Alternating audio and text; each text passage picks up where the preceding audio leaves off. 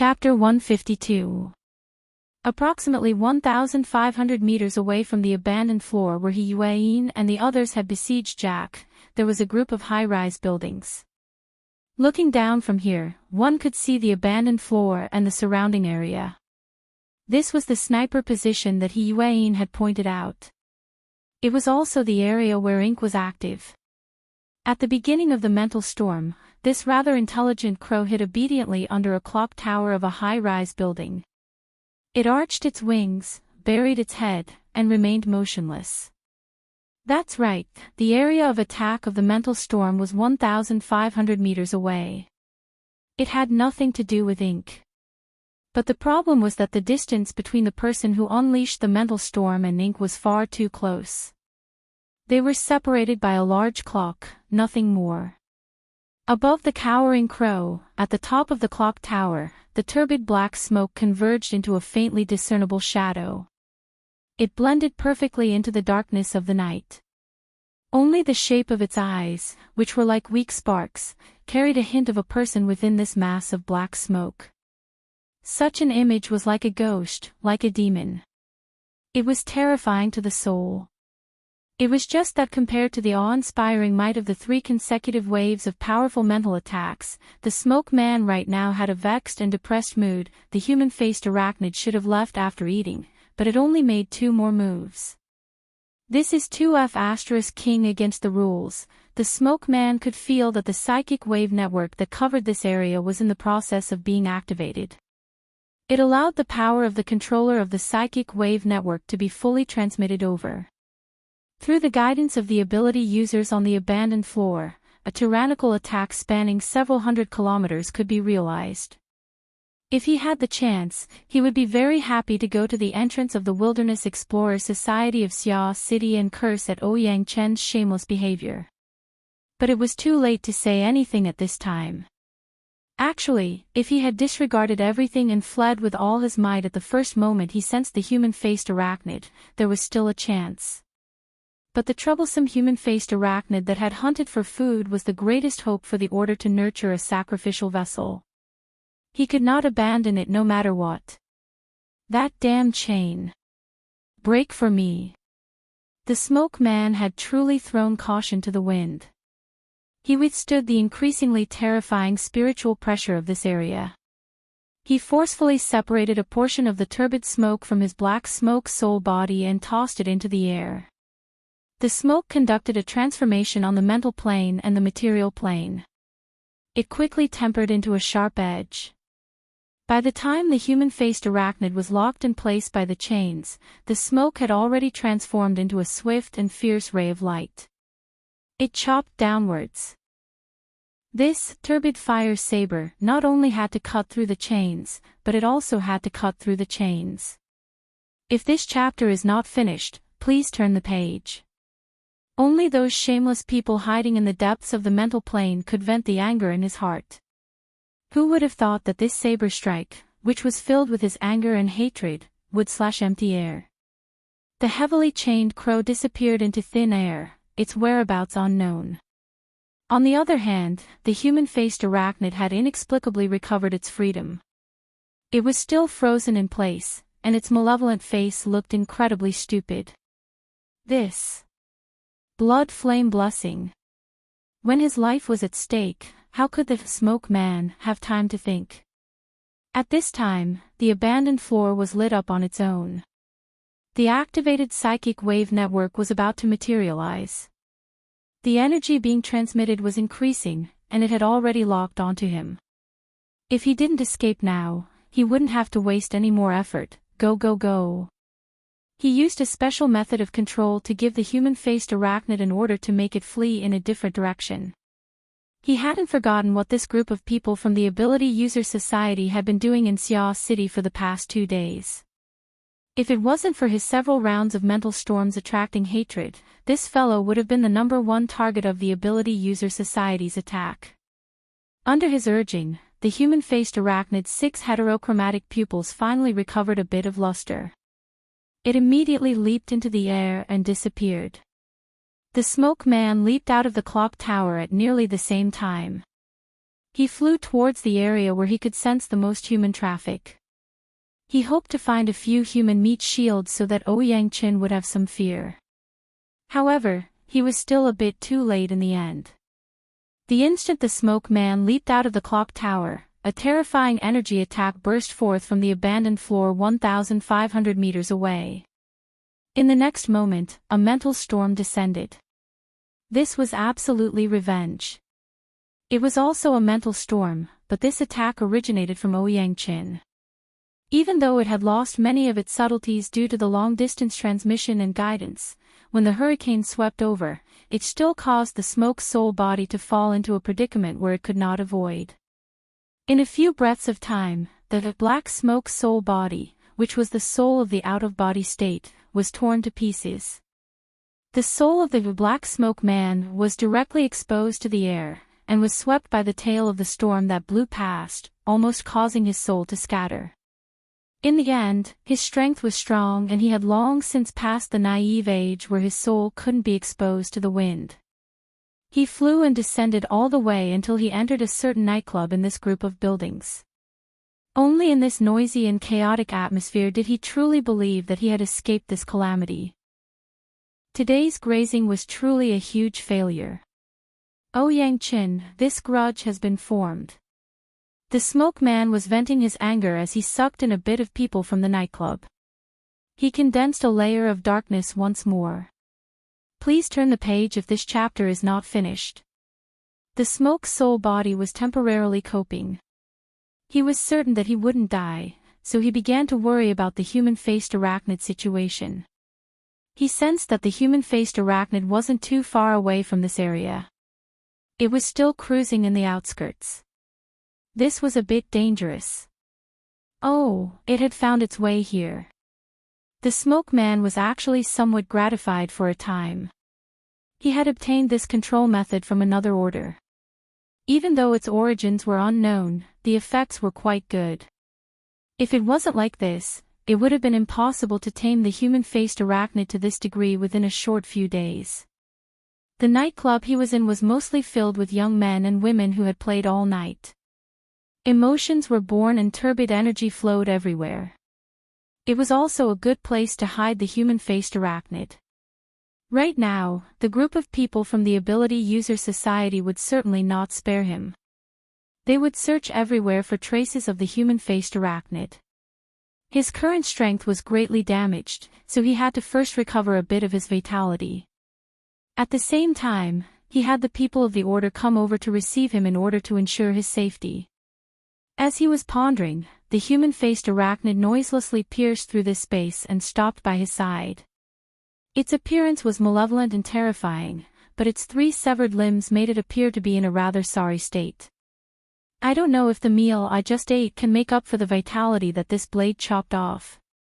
It hadn't even been 2 days since the smoke man took over the human-faced arachnid. He still didn't understand the habits of this darksider life form too well. He made wild guesses for a time and was rather at a loss. He also observed even more carefully. Oh, the flames under the body of the human-faced arachnid were bright and translucent. They circulated with laws and rules. Could it be that the meal just now had already begun to digest? Right when he was sizing up the arachnid with interest, he saw a beam of light shoot out from the back of the human-faced arachnid. It tore open the back of the human-faced arachnid. The smoke man was stunned. The moment the beam of light came out, it was unstoppable. The light of fire exploded from every part of the human-faced arachnid's body. It was like thousands of sharp knives, slicing and slicing. The human-faced arachnid could only struggle futilely. Then tongues of fire leaped out, burning its entire body. It burned into nothingness in the blink of an eye. The smoke man's mind was stupefied for a time as he observed this scene. It was completely blank.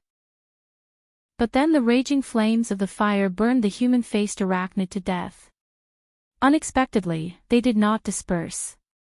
Instead, they converged inwards to form a maelstrom in the void. A boom rang out from within and a malevolent and terrifying demon rode the light of fire. It soared out from within the maelstrom. Its 6 eyes were of a different color and its 8 legs were spread out. If it wasn't the human-faced arachnid, then who could it be? I wrote this chapter until 4 in the morning. Exactly 6 hours. I'm also drunk. I can only postpone the morning. I've temporarily finished paying off the subscriptions and chapters. Today, I'll start paying off the monthly passes and chapters. Chapter 153. After the human-faced arachnid reappeared, it didn't make any movements. It just used its demonic 6 pupils to stare coldly at this fellow who was on the same level as it. The smoke man felt like he was having a nightmare. In the dream, it was the end of the world. When he woke up from the dream, everything returned to normal. He circled around the human-faced arachnid many times. He could see that the human-faced arachnid had undergone some changes before and after being burned by the raging flames. The most straightforward change was that the limb that he had chopped off had now grown back. The human-faced arachnid had the ability to rise from the ashes. Even if the smoke man's brain spun 300 times, he still wouldn't be able to think of something as bizarre and absurd as, the human-faced arachnid is hiding inside the belly of a human-faced arachnid. He only knew that nothing could happen to the human-faced arachnid in the hands of the Order. This was the key to the continued existence of the Blood Flame Order in the foreseeable future. The smoke man adjusted his emotions. He also adjusted the way his consciousness operated his energy and information, causing it to connect with the human-faced arachnid. The human-faced arachnid didn't resist and so on. Soon, his consciousness cut into the deeper regions of the human-faced arachnid. He saw the terrifying scene of a furnace of flames. The smoke man heaved a sigh of relief. In the teachings of the Blood Flame Order he belonged to, the great blood flame was hidden deep within every person's anger, hatred, despair, and other intense emotions. It did not have a concrete form, nor did it have a clear self-consciousness. However, it possessed a powerful, terrifying, and absolute power, as well as a restless and unrestrained principle of operation. Therefore, after the Order obtained this human-faced arachnid, they projected the Order's most classic meditation environment here. They used it as a foundation to construct the basic structure of the future sacrificial vessel. Nothing seemed to have changed, but further verification was needed. The smoke man's consciousness continued to penetrate deeper, and soon, a special voice was transmitted all the way from the depths of the sea of fire and magma. Blood, blood, blood. Fire, fire, fire. The monotonous and crazed shouts converged into a roar that made people anxious. But to the smoke man, it was instead very cordial and even more at ease. This was the prayer of the low-level believers of the Order. Naturally, the sound of a true prayer was much more complex. However, it was impossible to completely restore the structure of the human-faced arachnid. It could only be roughly categorized. The blood type was often related to hatred and resentment, while the fire type was more likely to seek excitement. From these cries of prayer, if this chapter is not finished, please turn the page.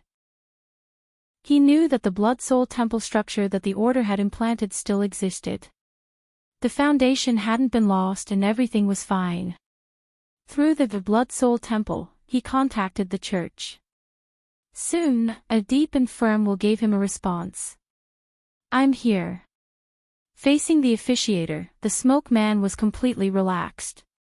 Your Excellency, something happened in that matter before. In fact, the officiator was fully aware of the hunt this time. When the smoke man accompanied the human-faced arachnid to hunt for food, he discovered that the target that had caused the human-faced arachnid to become restless was Jack. At the time, the smoke man couldn't make a good judgment. He discussed with the first oblatum and obtained permission before chasing after Jack to hunt. However, it was difficult for the officiator to predict what would happen next. After listening to the brief report, the officiant was not too surprised. He only said, "Moluin, is our mold damaged?" The so-called mold referred to the human-faced arachnid. The smoke man was Mo Lewin. Fragments of the human-faced arachnid's rebirth from the ashes flashed through his mind. However, this matter was too complicated to explain. He just picked out the key points and gave a simple response: no, it hasn't. It seems to have improved a bit. It is indeed so. I can feel a sort of spiritual pressure here that I have never felt before. The order of the environment and the sense of hierarchy are also increasing.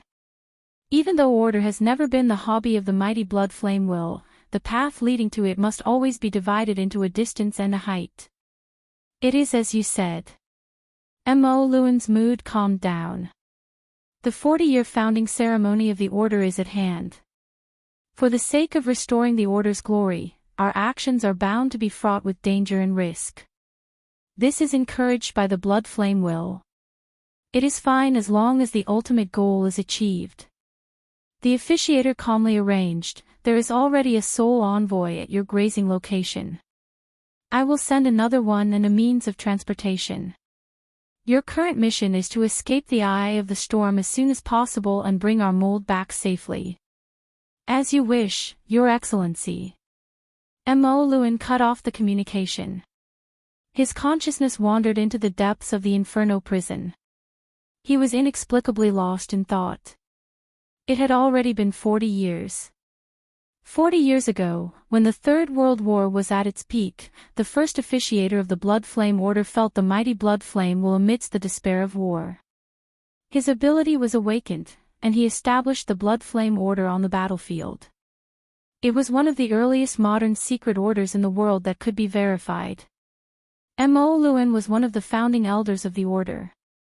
At the time, he was only 20 years old. This chapter is not yet complete. Please turn the page.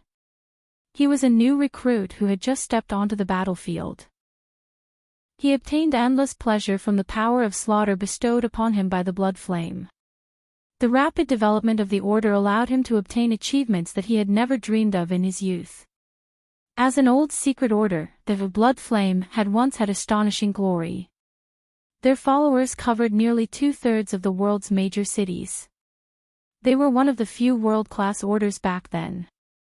However, good times did not last long. The overly intense and extreme teachings lost their vitality after losing the support of war and the environment of crisis. The order rapidly declined after the war, and the successive large changes in teachings, internal divisions, external affiliations, and other unforeseen events cut this powerful power into pieces.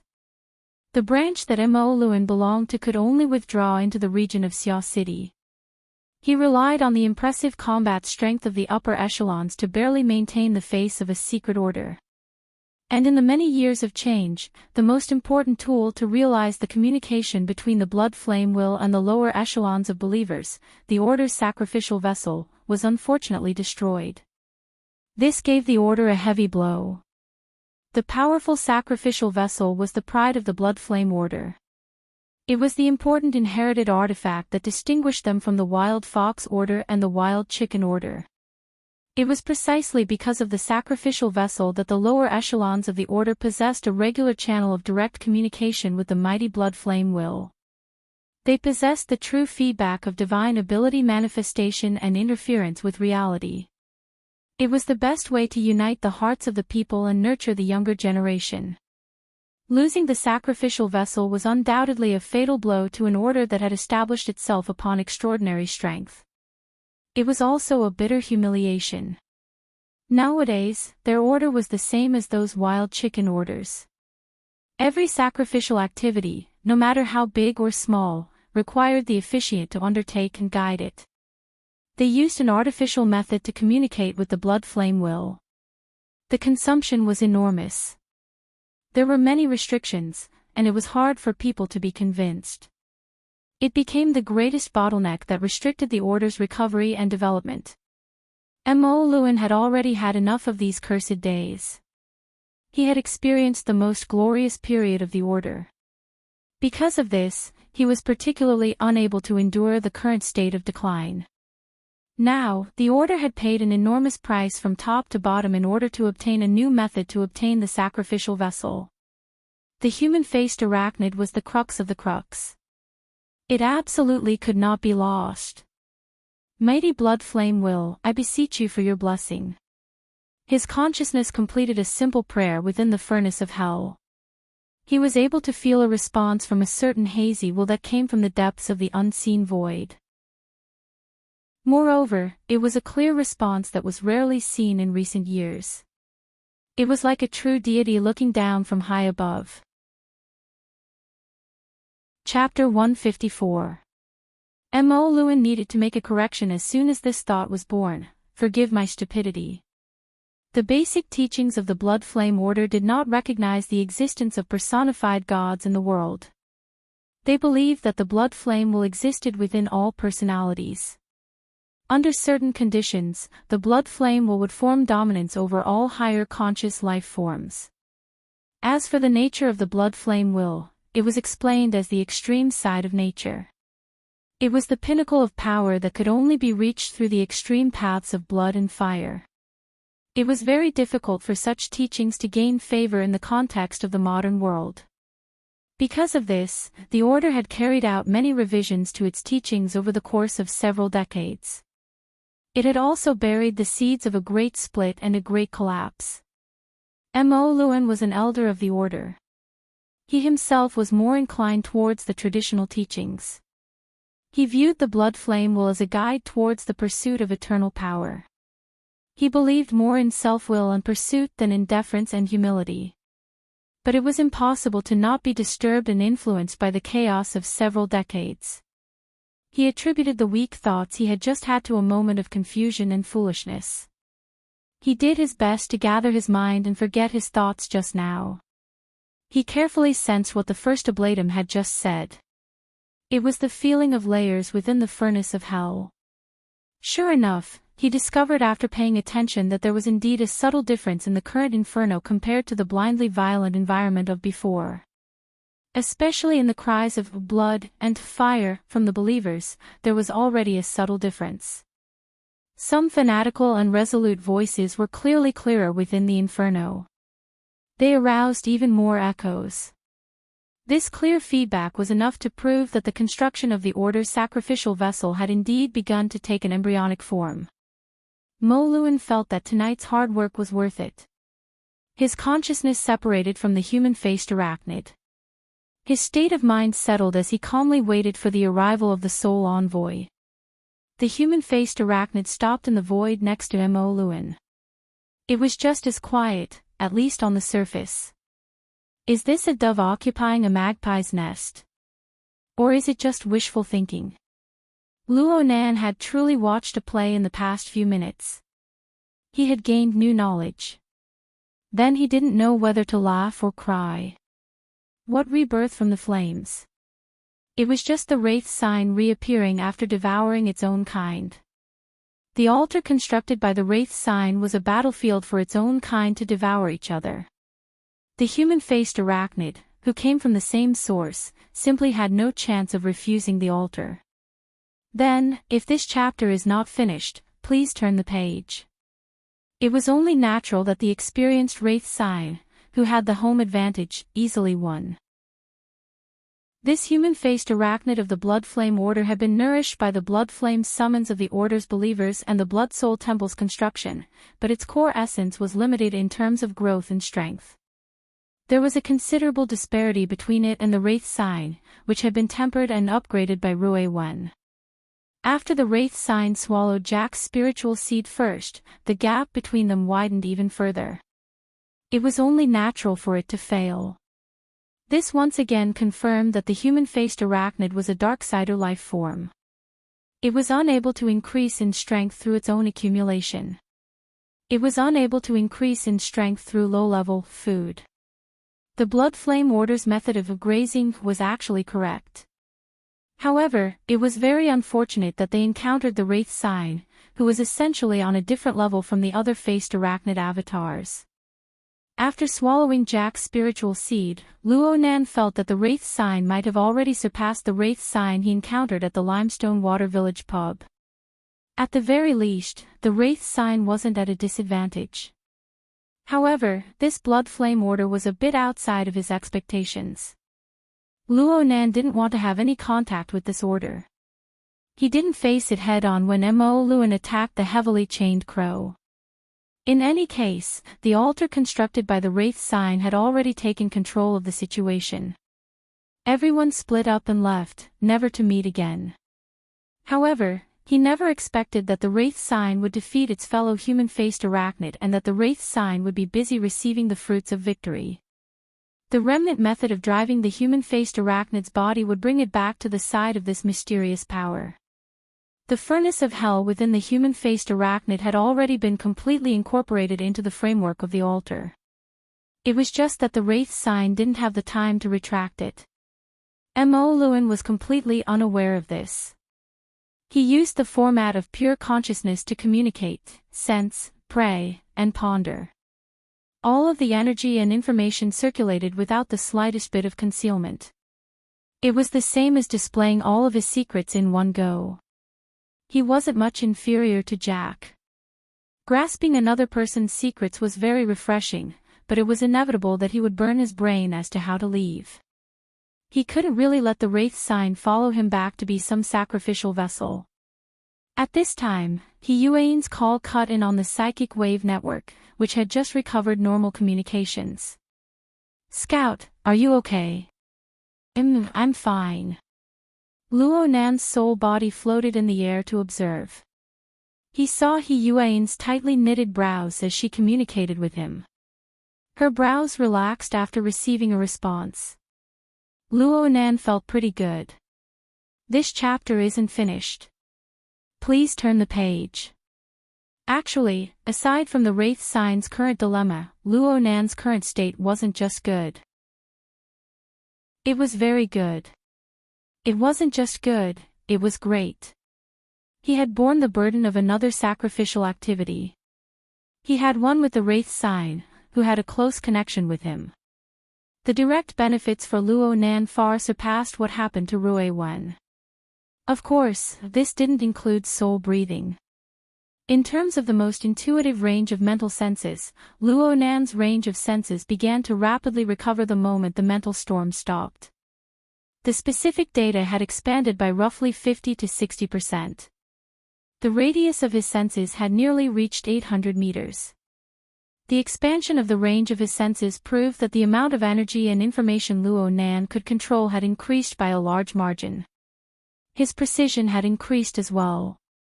After his abilities increased, he always had a bit of a desire to show off. The society's hunt for the human-faced arachnid was probably about to begin. Luo Nan really was a bit eager to give it a try. What a joke. He was thinking whether or not he could borrow the society's hand to create an opportunity for the Wraith sign to escape. Who knew that Yuan's next words would be, "The operation is over. Return immediately." "Ha! You're not chasing." "Chasing? Chasing who?" "The one who plotted against you. The one who interfered with the communications of the psychic wave network."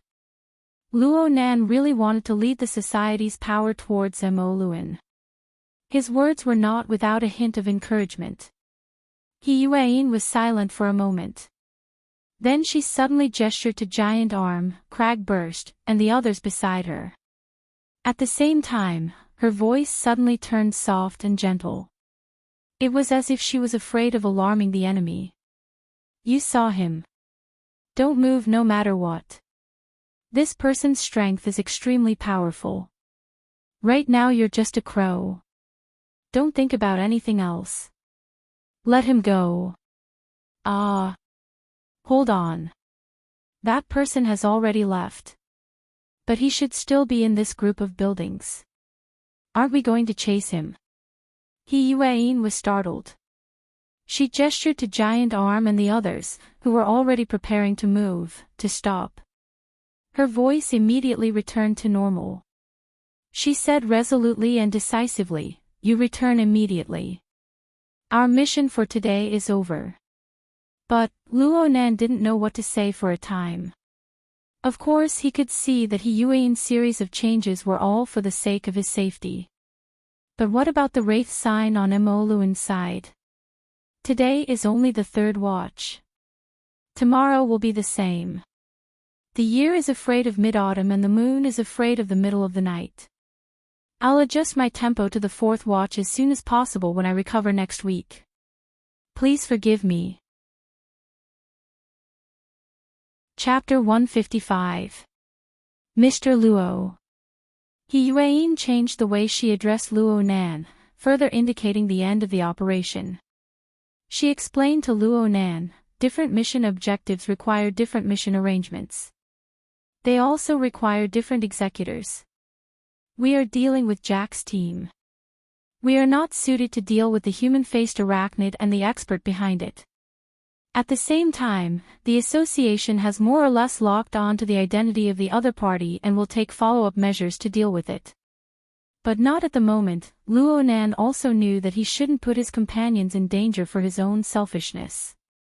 He absolutely couldn't reveal the existence of the wraith sign to the outside world. In the end, he still needed to think of a way himself. Got it. I'll be right back. Luo Nan confirmed that Luan wouldn't leave for a while, so he ordered Ink to return. Who would have thought that Yuan's next words would be, "Mr. Bai is here, just in time to check on the situation of your soul attachment." Luo Nan nearly let Ink knock its head against the clock tower. Yuan had mentioned Mr. Bai back in the fighting arena. Luo Nan hadn't paid much attention to it, but now the feeling was different. Don't look at how passive Mr. White was when he faced Luan. However, on the mental plane, his light muslin and misty infiltration method was extremely exquisite. Ink's situation couldn't be hidden from others. It wouldn't be a big deal if his soul-leaving body was exposed, but after going through so much trouble for so long, it would still be awkward if it was exposed again. Luo Nan really didn't have a good solution. He could only take it one step at a time. As they spoke, Yuan and the others began to clean up the battlefield. Although the process was a bit tortuous, the people who participated in the operation all escaped unscathed, and the atmosphere was still relatively relaxed. The injured and unconscious Ruiwen had already been carried into the prepared battlefield ambulance and given emergency treatment to reduce radiation damage. On the other side, Jack's body was also moved back. A group of people gathered around to study it. It was said to be a corpse, but it was actually the Deep Blue Walker's exoskeleton armor. At this moment, whether it was inside or outside, it was a mess. All sorts of remnants of human tissues and destroyed spare parts could be seen. It felt like a pile of garbage. It was impossible to see the might he'd displayed when he'd fought Cragburst and Giant Arm. At this moment, the sound of flapping wings could be heard. Ink flapped its wings and entered through the window of the abandoned building. Compared to its own kind, its enormous size and astonishing speed were rather eye-catching, attracting the attention of the people who were cleaning up the battlefield. Mr. Bai, who had been recuperating, raised his head. He didn't say anything, but his smoke-like will spread out from the depths of the void. If this chapter is not finished, please turn the page. Locked onto Crow. Luo Nan hurriedly let Ink descend to the ground where Mr. Bai was sitting. At the same time, he greeted through the hex ear, "Hello Mr. Bai. I've troubled you." He felt like he was a patient seeking treatment, and Mr. Bai was the highly skilled doctor. Mr. White grinned. This little old man, who was famous for his dream technique, was always in a slack and sleepy state. He sat on the ground with his back bent, as if he could fall asleep at any time. However, under Mr. White's half-lidded eyelids, his eyes were extremely bright. Along with the smoke that filled the air in the spiritual plane, he covered Ink's body. Very quickly, he let out an "oh." Yuan and Cragburst had walked over even earlier, but they maintained a certain distance in order to avoid disturbing Mr. White's observations. Cragburst was the first to make the judgment of spiritual attachment when he saw Mr. White's reaction. He couldn't help but ask, "How is it?" Is it spirit attachment or soul attachment? I can't tell for now. Mr. White was quite frank, but he immediately praised, "It's a bit different from what I thought before. Little Luo's way of doing things is quite reasonable. His methods are cautious and strict. He has his own standards. Not bad, not bad." Luo Nan didn't hide anything. In the eyes of an ability user of Mr. White's level, it was impossible for him to miss the faint radiance of the diagram structure under the cover of the crow's black feathers as long as he paid careful attention. He Yuan and Crag Burst also discovered this situation one after the other. He Yuan hesitated for a moment before saying, "Format. Thank you for swallowing the archetype." Luo Nan secretly sighed with emotion. Yan Hong's archetype formatting theory was indeed deeply ingrained in burners, including ability users. It wasn't something that could be reversed in a short amount of time. Cragburst scratched his head. "I don't think this diagram was there in the beginning, but I did see it when I was rushing over here." Luo Nan rushed to explain, "I just realized it not too long ago. It's mainly for adjusting my state." He Yuan set the tone with a single sentence, "Is there any danger?" Common sense says that the more there is a method, the lower the risk. But we can't make a conclusion lightly. Mr. Bai stood up as he spoke. "How about this? The matters here are more or less settled. I'll make a trip to the hospital with little Luo since I have nothing better to do. I'll give it a try and take a look. It's better than anything else." He Yuan said, "That would be best. I'll arrange a car." Don't be fooled by Mr. Bai's slack and sloppy appearance. Once he took action, he was truly swift and decisive. And he did it in a straightforward manner. This chapter isn't finished. Please turn the page. Luo Nan didn't have the time to express too much before he was brought onto the flying car that headed towards Xia City's Renai Hospital. Luo Nan didn't really care about anything else. The only thing that worried him was the distance between him and the Wraith sign. Luckily, the connection between the two was still stable and secretive up to this point. Mr. Bai asked Luo Nan many questions along the way. The main questions were about how to establish a relationship with the crow, how to control it, and so on. Luo Nan saw that there was a way, so he took the initiative to talk about the origin of ink. He spoke half-truths and half-lies. "I sensed ink at the time and locked onto it. Then I felt like my soul had left my body. This was an ambush for the possibility of him being exposed later on." However, Mr. Bai clearly didn't think that much. He laughed out loud when he heard Luo Nan's words, "out-of-body state. Young man, don't bite off more than you can chew. You still haven't awakened. Even if you can go out for a short while, you'll be blown apart in the blink of an eye. That'll be the scattering of your soul. There's no saving you. It's that dangerous. From ancient times until now, the price has been disastrous." Mr. Bai shook his head and sighed. In the old ancestors' world, the out-of-body state is also called summoning the yin soul. There are quite a few taboos. Those who do it rashly don't have a good ending. Since you have this sort of feeling, there's no harm in reading the Taoist books that the society has organized and revised. It's good to be able to use them as reference. I remember now. Luo Nan finally understood why Crag Burst, He Yuan, and Mr. Bai didn't think about the out-of-body state. This was because they all considered things from common sense. They absolutely never imagined that Luo Nan would have an external fuel tank like the Wraith sign by his side. It could provide long periods of endurance. While Luo Nan and Mr. Bai were conversing, Luo Nan's soul body relied on its ghostly speed to arrive at Xia City's Renai Hospital half a step ahead. Wanting to rely on this crow, ink, to recover Luo Nan's senses was undoubtedly like trying to fish from a tree. Luo Nan needed to first resolve this problem in order to avoid awkwardness when the time came. Luo Nan relied on his subtle connection with his main body. He didn't need to deliberately sense it. His mind stirred, and his soul returned to his main body. At this moment, the mental plane and the material plane converged. It was like a stone being thrown down from a high place.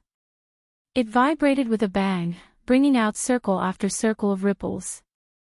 Luo Nan opened his eyes amidst these ripples that penetrated his body. He gazed at the monotonous patterned ceiling of the hospital and grinned. But then his expression froze. Luo Nan felt a sharp pain between his eyebrows in an instant. A small hole had split open on the thin layer of skin in front of his forehead. Blood seeped out from within. Chapter 156. Luo Nan didn't dare to move at all. His entire body was as stiff as a block of wood. But even this wasn't enough. It wasn't just his forehead. His scalp, cheeks, shoulders, and many other parts of his body felt like his muscles were being torn apart. Furthermore, the pain was still spreading. It was as if his body had suddenly turned into a thin bag filled with razor blades. Any slight movement would cause thousands of blades to pierce through his body. His soul and body were in serious disharmony. Luo Nan's insight and knowledge had greatly improved. He was able to grasp the root of the illness in an instant. He had once heard He Yuan mention the serious problem of the imbalance between the mind and the body, but it was only a conceptual understanding. Now, he had finally experienced it for himself. Originally, his soul and physical body came from the same source and fused into one. Their energy and information were interlinked and operated in sync. Naturally, there was a relatively harmonious rhythm. Even if there was something out of line, it was still within the range of adjustment. However, Luo Nan's soul strength had received 2 consecutive benefits from the sacrificial offering in a single night. His soul strength had grown substantially, and he had also comprehended the mysteries of soul breathing. The corresponding changes in the operating form of energy and information were practically revolutionary. After his soul and body became one, this transformation was quickly reflected in his body. An increase in soul strength was a good thing, and soul breathing was an even better thing. It represented Luo Nan's current highest achievement in the mutual interference of the mental and material planes, the circulation and utilization of energy and information. The problem was that the material foundation of the soul and the fleshly body was ultimately different. From the display of the dynamo core's Tower of Babel, it could be seen that the soul was more or less a composition structure of energy and information. As long as the basic structure operated well, no matter how complicated the adjustments were, it could often be done with a single thought. However, the physical body was limited to basic physical properties. The various functional systems and organs had different carrying capacities and tolerances. The transmission of energy and information also required the action of a variety of chemical substances, which involved an extremely complex integrated system. Luo Nan started with the nervous system. He used various nerve drugs, walking on the line between life and death. He used a full 5 years of time before he was able to adjust the structure of his body to the requirements of the format of My Heart's a Prison. How was it possible for him to keep up with the new rhythm of soul breathing within a second? Only by comparison could one see the disparity. At this time, one could see the heaven-defying nature of Rui Wen's body. He didn't look particularly strong, but he was able to keep up with the changes in the rhythm of his soul. No matter how extreme the situation was, he was able to withstand it. This was already far beyond that of an ordinary person. If this chapter is not finished, please turn the page. The category of such functions. There was no point in being envious. That attack just now had only torn his muscles. Luo Nan should be rejoicing. If there was a problem with his fragile and sensitive nervous system or endocrine system, his body's system might shut down on the spot, or he might experience some unpredictable developmental changes. There was no point in rejoicing. If this situation were to continue, then Luo Nan's worries would have an extremely high probability of occurring. Hey, Xiao Luo, are you distracted? Mr. Bai's voice was transmitted through the hex ear, making Luo Nan remember that he was still following Mr. Bai to the hospital. He could already see the building of the hospital at this time. Luo Nan gave up on the headache-inducing matter for now. He used an excuse he had already thought of to deal with it. My main body seems to be reacting. This is very good. Mr. White was a bit surprised, but he was also very happy. This means that the connection between your soul and your body is very close. Many problems can be eliminated. Come, let's strike while the iron is hot. As he spoke, Mr. White opened the car window and signaled for ink to fly out. Go back to your original body and see if you can do it.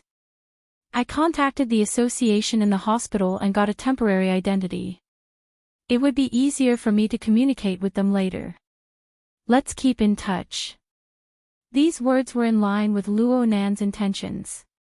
He immediately gave a word of thanks to Mr. Bai and urged Ink to flap its wings to fly in the direction of the hospital. Ink accurately found Luo Nan's room and stopped outside the window. 2 seconds passed before it reported the good news to Mr. Bai. There are no problems on my side. In this way, the entire play was done perfectly and flawlessly. If one ignored the huge problem of the imbalance between body and soul. Mr. Bai also laughed out loud.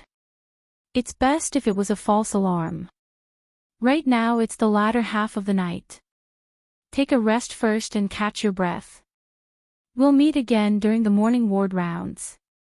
Call me Professor Bai at that time. Luo Nan actually wanted to consult this authority on soul studies about the problem of the imbalance between body and soul. But the play had already been played to this degree. Some words were really hard to grasp. In the end, he was used to being introverted. After a moment of hesitation, his telepathic thoughts automatically responded, okay. Thank you, Mr. Bai. The communication between the two was cut off for the time being. Luo Nan spoke with He Yuan and Crag Burst, telling them to be at ease. After a round of notifications, Luo Nan shifted his attention back to his own body. The tearing sensation of his muscles spreading a step further. This was a concrete sensation. It was hard to say what the state of his internal organs were like without pain nerves. Luo Nan sighed. This chapter isn't finished. Please turn the page. He took a breath. He needed to be careful with this sort of movement. If he made a mistake, he might tear again. This was definitely not good. It wasn't paralysis. It was even worse than paralysis. What in the world was that hesitation just now? Luo Nan felt that he had done something stupid. In the end, he wasn't a true idiot who wouldn't turn back until he hit the wall. He knew that he absolutely couldn't afford to be stupid in this sort of matter. He immediately tried to contact Mr. Bai again. But at this time, the Wraith Sign's message came back from a nightclub several dozen kilometers away. The situation there had changed. Mo Lewin of the Blood Flame Order had made the motion of controlling the human-faced arachnid. This human-faced arachnid wasn't the human-faced arachnid. The Blood Flame Order's method of controlling the human-faced arachnid was now only an empty shell. It was a bit difficult for the Wraith Sign, who lacked intelligence, to understand Mo Lewin's intentions. Luo Nan sighed once more. His soul left his body, temporarily breaking away from the bindings of his fleshly body. He responded to the changes in the situation over there with all his strength. Luo Nan had a general understanding of the situation over there through the Wraith Sign. The reason why Mo Lewin wanted to control the human-faced arachnid was because 2 soul envoys had arrived.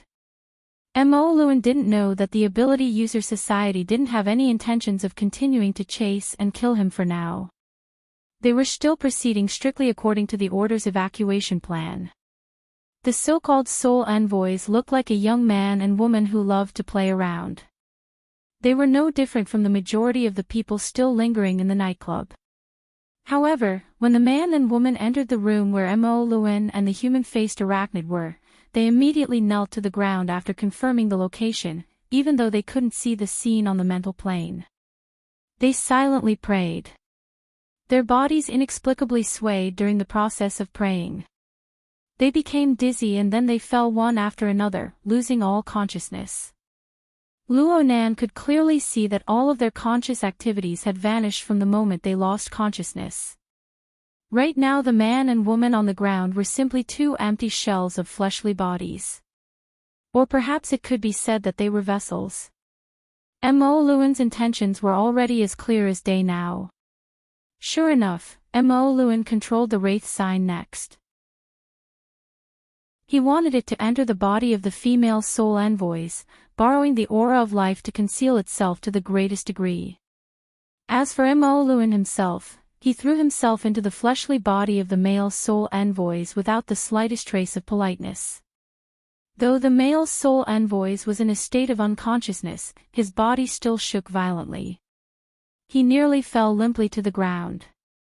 A thin bloody wound had split open on his temple, and the surrounding blood vessels throbbed. It's the third watch today, and the second watch after that. By the time I get back from the county, it'll be evening. Chapter 157. It was as if Luo Nan was looking at a reenactment of the difficult problem he had encountered in the past. Judging from the current situation, it was clear that the soul envoy's body couldn't bear the infusion of Mo Luan's soul energy and was damaged. How would Mo Luan solve this problem? In the event of an accident, he couldn't command the soul envoy, who could be cut into pieces at any time, to fight, could he? With the wraith sign acting as a fulcrum and cover, Luo Nan opened his god perspective to conduct a comprehensive observation of Mo Luan. Mo Luan was completely unaware of this. He adjusted step by step, allowing the soul envoy to gradually adapt to the infusion of soul power. Luo Nan had already exposed his method of operating energy and information back at the wraith sign. Luo Nan observed and guessed, and he was able to figure out most of Luo Nan's steps. Is that so? Luo Nan was like an apprentice. He followed the movements of his instructor and began to try them out. The first is self-limitation. He adjusted the rhythm of his soul's breathing and slowed down the speed and efficiency of his energy and information circulation. He even intentionally blocked some of them to reduce the enormous pressure on his body. The range of Luo Nan's mental senses began to greatly shrink. From a radius of 800 meters, it shrunk all the way to less than 10 meters. At this point, it was only about 1% of the soul's spiritual senses. No matter what, it couldn't shrink any further. This was the bottom line for maintaining the soul's current configuration and rhythm. It was a basic unit. But even so, it was nearly twice as large as the 5-meter radius yesterday morning, and the information processing pressure was still not small. This was the second step, keeping a distance. Luo Nan followed Mo Luan's method and let his soul lean into the depths of the mental plane. He maintained a state that was neither close nor distant from his fleshly body. Well, it was like he was dreaming. Mo Luan had used this method to reduce the pressure on the spirit envoy's body. However, the biggest problem was that the information exchange between the material and the spiritual plane was somewhat stagnant, which affected the secretion of some neurotransmitters. His mind was in a trance, similar to sleepwalking or even taking drugs. In the end, this was only a temporary measure, and it wasn't a permanent solution. Luo Nan was a bit disappointed. But in any case, this method helped him extricate himself from his awkward state of paralysis. After Mo Luan completed the descending soul, he did not rush to leave the nightclub. Instead, he took the magic talisman out of the box and wandered around the nightclub. If this chapter is not finished, please turn the page. He walked around, adjusting the soul attachment form to the best state. Luo Nan temporarily lost the value of observation, and his mind flowed back. He could not help but yawn, nearly falling asleep. He didn't want to use sleep to scare people anymore, so he suppressed his sleepiness and sat up on the bed unsteadily. Faint sunlight shone through the curtains into the room. Time flew by, and in the blink of an eye, it was morning. Luo Nan thought about the twists and turns and chaos of the first half of the night and the flow of time during this time. The stark contrast between before and after made Luo Nan feel rather emotional for a time. He took another deep breath, but when he was halfway through, the itchiness in his throat suddenly exploded, and the airflow diverged, choking him to death. He coughed repeatedly, and almost couldn't breathe. At this moment, the communicator at the head of the bed rang on its own, and his aunt's extremely surprised voice came through. "Nan Nan, you're awake." He wanted to greet his aunt, but his violent cough made it impossible for Luo Nan to open his mouth. He could only force himself to raise his hand in response. The intensive care unit that Luo Nan was in was specially arranged by the society through the hospital. It was monitored 24 hours a day, and it was equipped with both professional and robotic care. Actually, the basic purpose was to refuse the company of his family, to make room for the following operations. Because of the hospital's regulations, Mrs. Luo Shuqing could only use online video to check on Luo Nan's current situation. She never expected to see Luo Nan turn over and sit up the first time she checked on him in the early morning. This was a pleasant surprise, and it was no small matter. But when she saw Luo Nan's situation of endless coughing, she couldn't help but worry. Right when she was about to call for medical personnel, the door to the ward was pushed open, and a mighty procession of doctors and nurses came in. The daily routine ward round had begun. Mr. Bai was astonishingly among the crowd, and he was in the center position. Luo Nan's attending physician had to address this little old man, who had casually put on a white coat, as of Professor Bai. He was extremely respectful. "Oh, the little fellow is awake. This saves us quite a bit of trouble." A nurse came forward to do a routine examination while Mr. Bai was joking. She pulled out the monitoring data from last night for Mr. Bai to look through. Mr. Bai had long since determined what happened last night. He just scanned the data and continued to joke with Luo Nan. "What's going on with your forehead? You didn't wake up from the fall, right?" The wound on Luo Nan's forehead was a tear in the epidermis. Please continue to the next page if this chapter doesn't end. The wound had already scabbed over and stopped bleeding. It looked as if he had been hung by something. There was only a shallow wound on his forehead, which was more eye-catching. Cough. "I don't know where I hit it." Luo Nan still couldn't stop coughing. His words were intermittent. Mr. Bai walked over with a beaming smile. He checked Luo Nan's body's condition step by step. In other words, he rolled his eyelids and so on. At the same time, Mr. Bai's voice transmitted into Luo Nan's hex ear, "Idiot. Shouldn't you be saying something like, 'Why am I here?' Cough. Why am I here?" Luo Nan's mind had always been dizzy due to the side effects of the blood pressure reduction. He really did say whatever he was told to say. He was extremely obedient. Mr. Bai was very happy. Luo Nan's age was indeed more than enough to be his grandson. He immediately patted Luo Nan's head in passing, expressing, "This child is worth teaching." Then he said, "It's nothing. This kid must have been under a lot of pressure recently. He's a bit mentally weak. His parents are here, right? Report the situation later. I'll be right downstairs." Mrs. Luo Shuqing didn't go home yesterday. She stayed at a hotel near the hospital.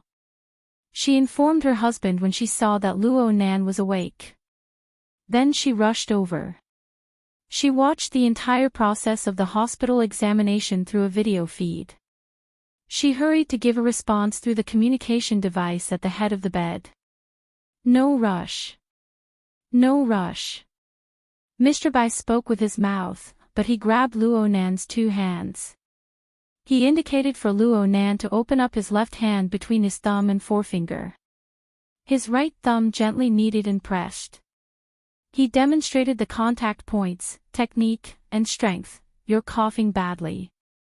Just deal with it like this for now. Concentrate your mind. Don't be distracted. Okay. Luo Nan did as he was told.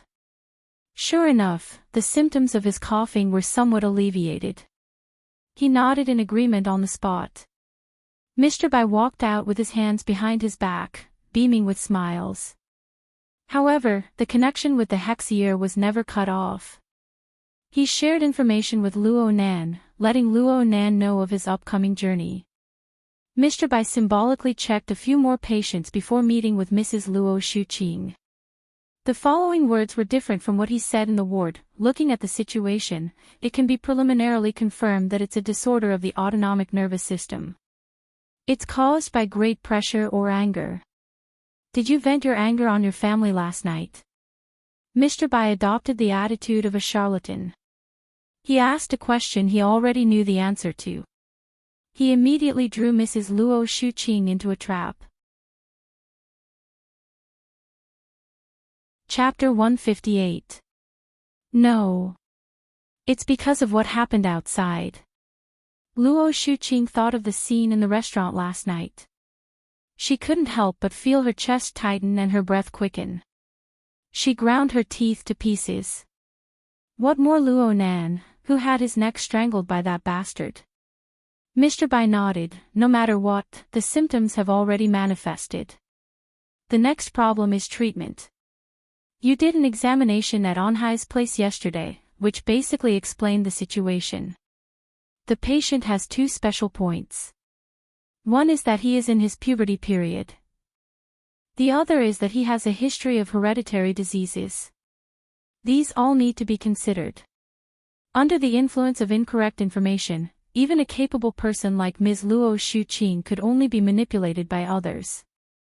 Her mind was restless. She asked, "You mean?" My general recommendation is that there is no treatment.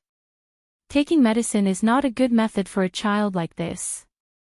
Instead, he should rely on environmental regulation and self-regulation.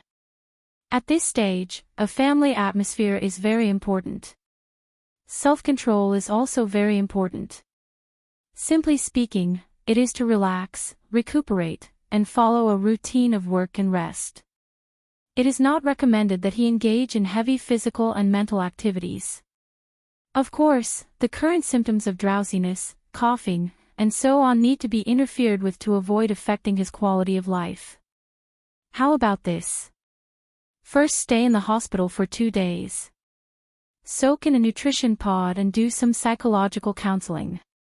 Let him learn how to relax. Ms. Luo Shuqing didn't respond, but Luo Nan could no longer hold it in. Mr. Bai, why do I need to stay in the hospital? Because you really are sick. Your autonomic nerves have been damaged.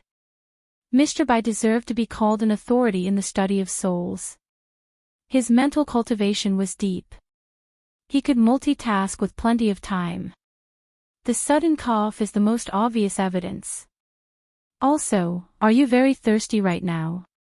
Who are you showing this early in the morning? Who are you trying to impress with your drooping eyes?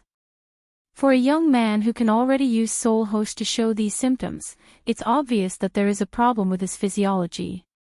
Luo Nan was speechless for a moment. He watched as Mr. Bai made his aunt willingly go through the procedures with just a few words. He pondered for a long time before speaking. Is it because of the imbalance of body and soul? It's good that you know your place. Mr. Bai sighed. I can see that you are very talented in the study of souls.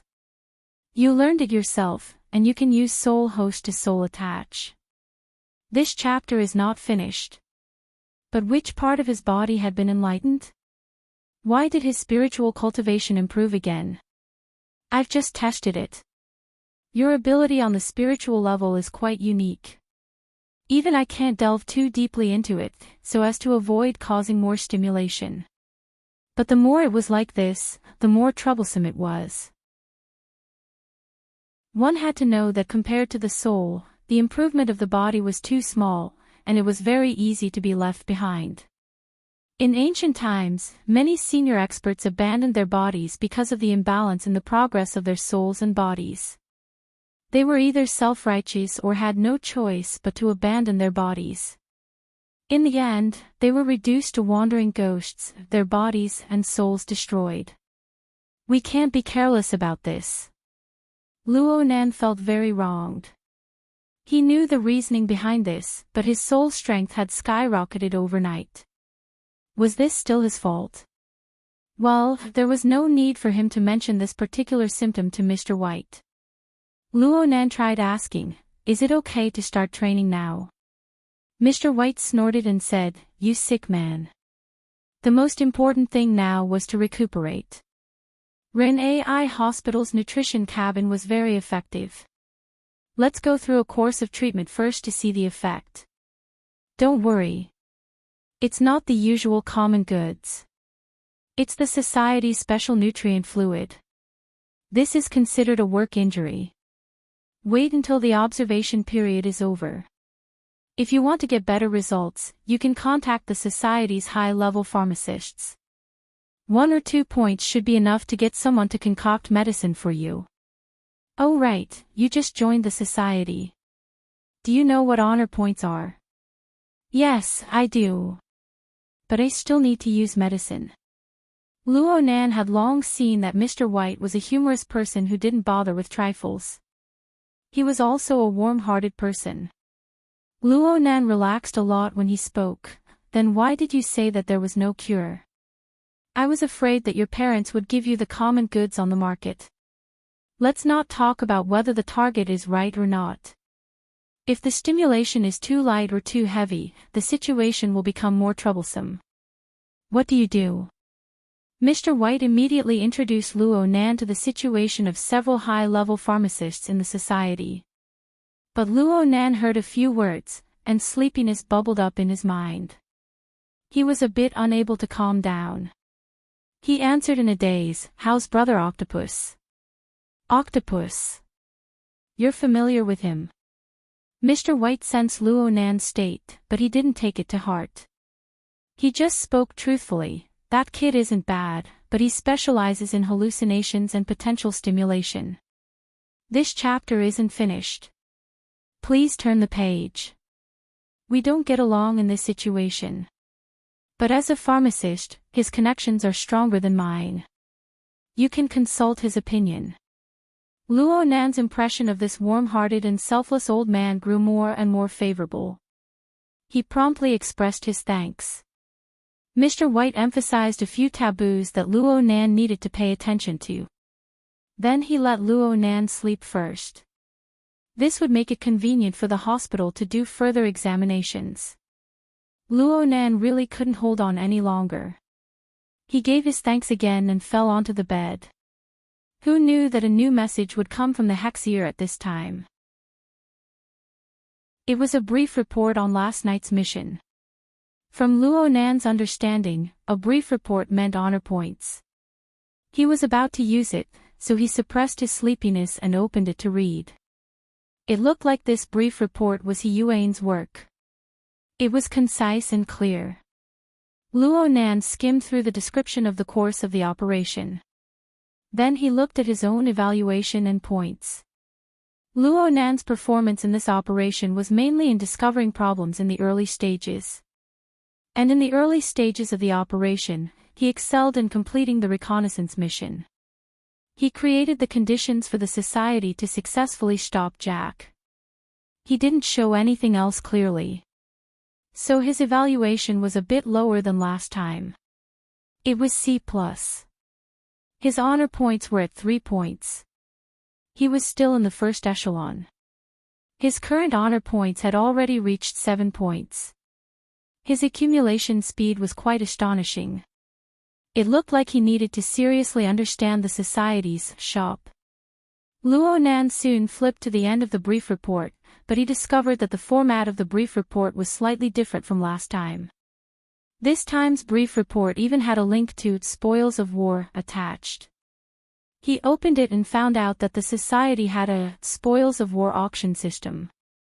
That is, the spoils of war would be displayed in an operation that yielded spoils of war. The members participating in the operation would bid based on their evaluation and determine who the spoils of war belonged to. As for the spoils of war this time, they were, of course, mainly obtained from Jack. They included a medium transport vehicle, deep blue walker exoskeleton armor, remains, detection scanner equipment, body modification parts, secondhand, and so on. Of course, the most eye-catching item was naturally the deep-sea Type 4 dynamo core. Luo Nan stared at this interface for a long time before he finally couldn't hold back. He coughed and laughed. He was very happy. Yan Yongbua should be very anxious. Chapter 159. Luo Nan paid the most attention to the deep-sea Type 4 dynamo core within the series of spoils of war. He remembered watching the scene from the sidelines. After the dynamo core lost the stimulation of energy and information, the separated filaments were retracted one after another. The wheat seed structure also became loose, returning to a 4 to 5 centimeter thin needle. It was very similar to his external neuron. A cutting-edge product that might very well be of the same origin as the external neuron in his possession, a direct clue that might very well be related to his father's whereabouts. Luo Nan was extremely interested in these spoils of war just based on this point. Moreover, Luo Nan had watched the entire negotiation process between Jack and Yan Yongbua. Naturally, he knew the value of the dynamo core and its related technology. At the very least, in the eyes of those who were observant, even if all the other spoils of war were to be combined together, they wouldn't even be worth half a fraction of it. The first thing Luo Nan did was to look at the bidding situation for the dynamo core. However, the bidding description showed that the spoils of war were still in the evaluation phase. It seemed that the society was unable to determine its value. Jack's brain nucleus was also being evaluated. This was a little surprising. The brain nucleus was admittedly an important processing center for the altered human, providing high-level thinking and emotional templates. However, it was still a mass-produced product after all. There was no reason for it to be placed on the same level as the dynamo core. Oh, wait, I remember that this thing was wrapped inside the dynamo core. Luo Nan recalled the situation at the time. After the dynamo core had removed its metal wheat seed form, it had indeed dropped this brain core. Even earlier, when the Wraith sign probed Jack's brain, it discovered that the dynamo core was also surrounding the brain nucleus. It was unknown if there were any special requirements inside. There were too many mysteries surrounding Jack. Thinking back to last night, he had originally wanted to find out more about Yan Yongbua, but a freak combination of factors had caused such a huge scene. Jack was one of the most important catalysts. The Deep Blue World and the Apocalypse Laboratory were all unheard of. If Jack hadn't exposed them, how would Luo Nan have known of these things? After Jack's death, many clues were lost. He wondered if the association could put in more effort and dig out more relevant information. If this didn't work, Luo Nan would have to do it himself. He was pondering over Jack's secrets when a sudden connection suddenly cut in. It was Crag Burst. Hello. Hello. Scout, are you feeling better? How does it feel to have a good sleep? I still want to sleep. If this chapter is not finished, please turn the page. Luo Nan and Crag Burst's friendship was extraordinary thanks to Knight's close cooperation. Still sleeping. Rui Wen is the same, even worse than you. She has never woken up, but her injuries are much more serious than yours. With that kind of injury, there's no harm in sleeping more. Though they weren't placed together, Luo Nan knew more about Rui Wen than anyone else through the intermediary effect of the format pyramid. According to his deduction, it would be difficult for the girl to wake up within the next 2 days. This little girl, Rui Wen, had an innate ability to sense danger. Even when she was unconscious, it was still operating instinctively. During continuous battles, the rhythm of her body and soul was directed towards rapid recovery. However, once the situation slowed down, the rhythm would become extremely slow. It was as if she wanted to take a long nap to conserve her energy. Luo Nan really needed to learn this method of making precise adjustments according to the changes in the external environment. Oh right, you want to play bidding. Luo Nan jumped in fright from this fellow. Even his sleepiness was swept away a bit. How did you know? Look at the interface. It's clear who's online and who's paying attention. You don't even know this. You're just a rookie, and you still want to compete with others for money. Crag burst laughed loudly. Luo Nan knew that he had made a mistake, but he didn't let go of the opportunity to understand his opponent. He asked directly, which one have you taken a fancy to? I'm not interested in any of them. They don't match with my abilities and hobbies. Crag burst responded quite straightforwardly. Then why are you looking? If I can trick someone, why wouldn't I look? Crag burst laughed again. It looks like the middleman hasn't found you yet. Perhaps your information is classified and he can't find a breakthrough point for now. Middleman. Even if you don't ask, I'll still remind you. Look, you're a psychic.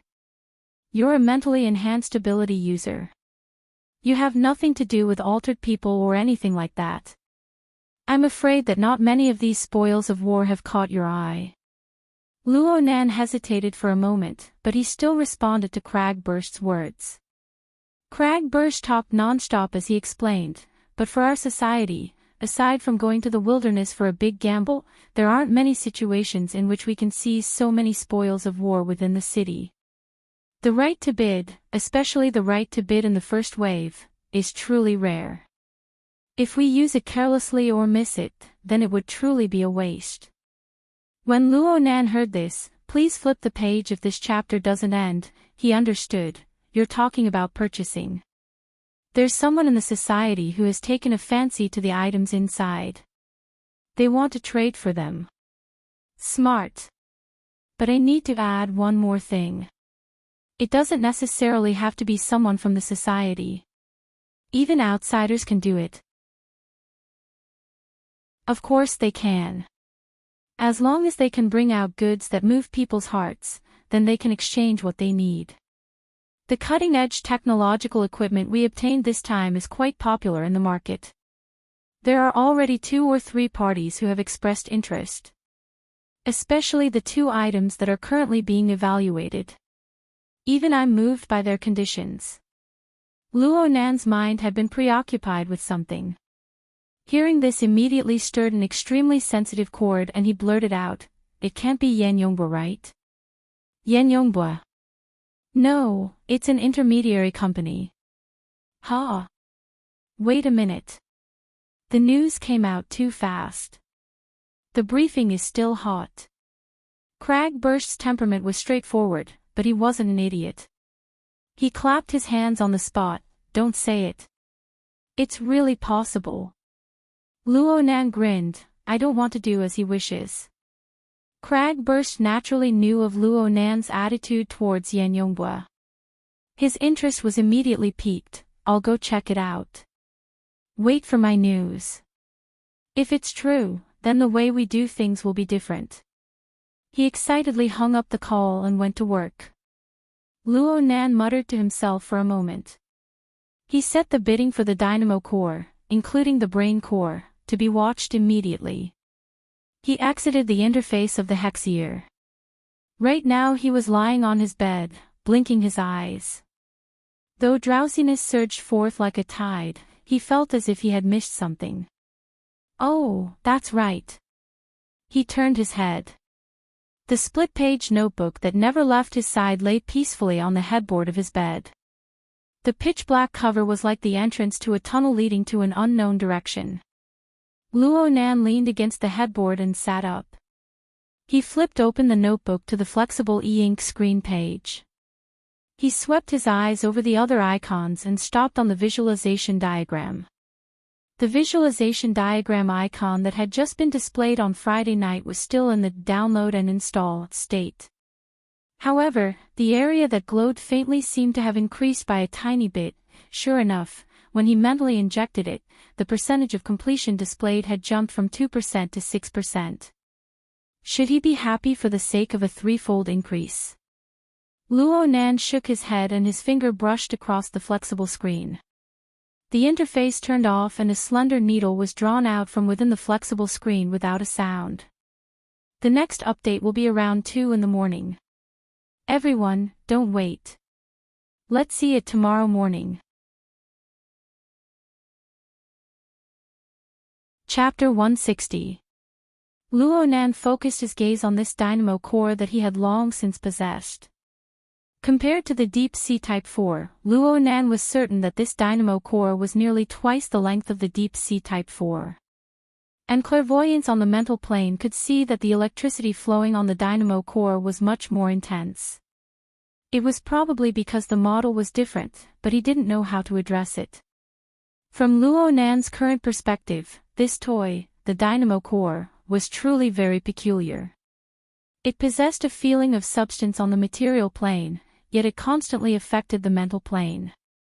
The mental and the material interfered with each other, blurring the positioning of its material. It was as if the dynamo core existed in the crevice between the mental and material planes. There were simply too many things worth studying.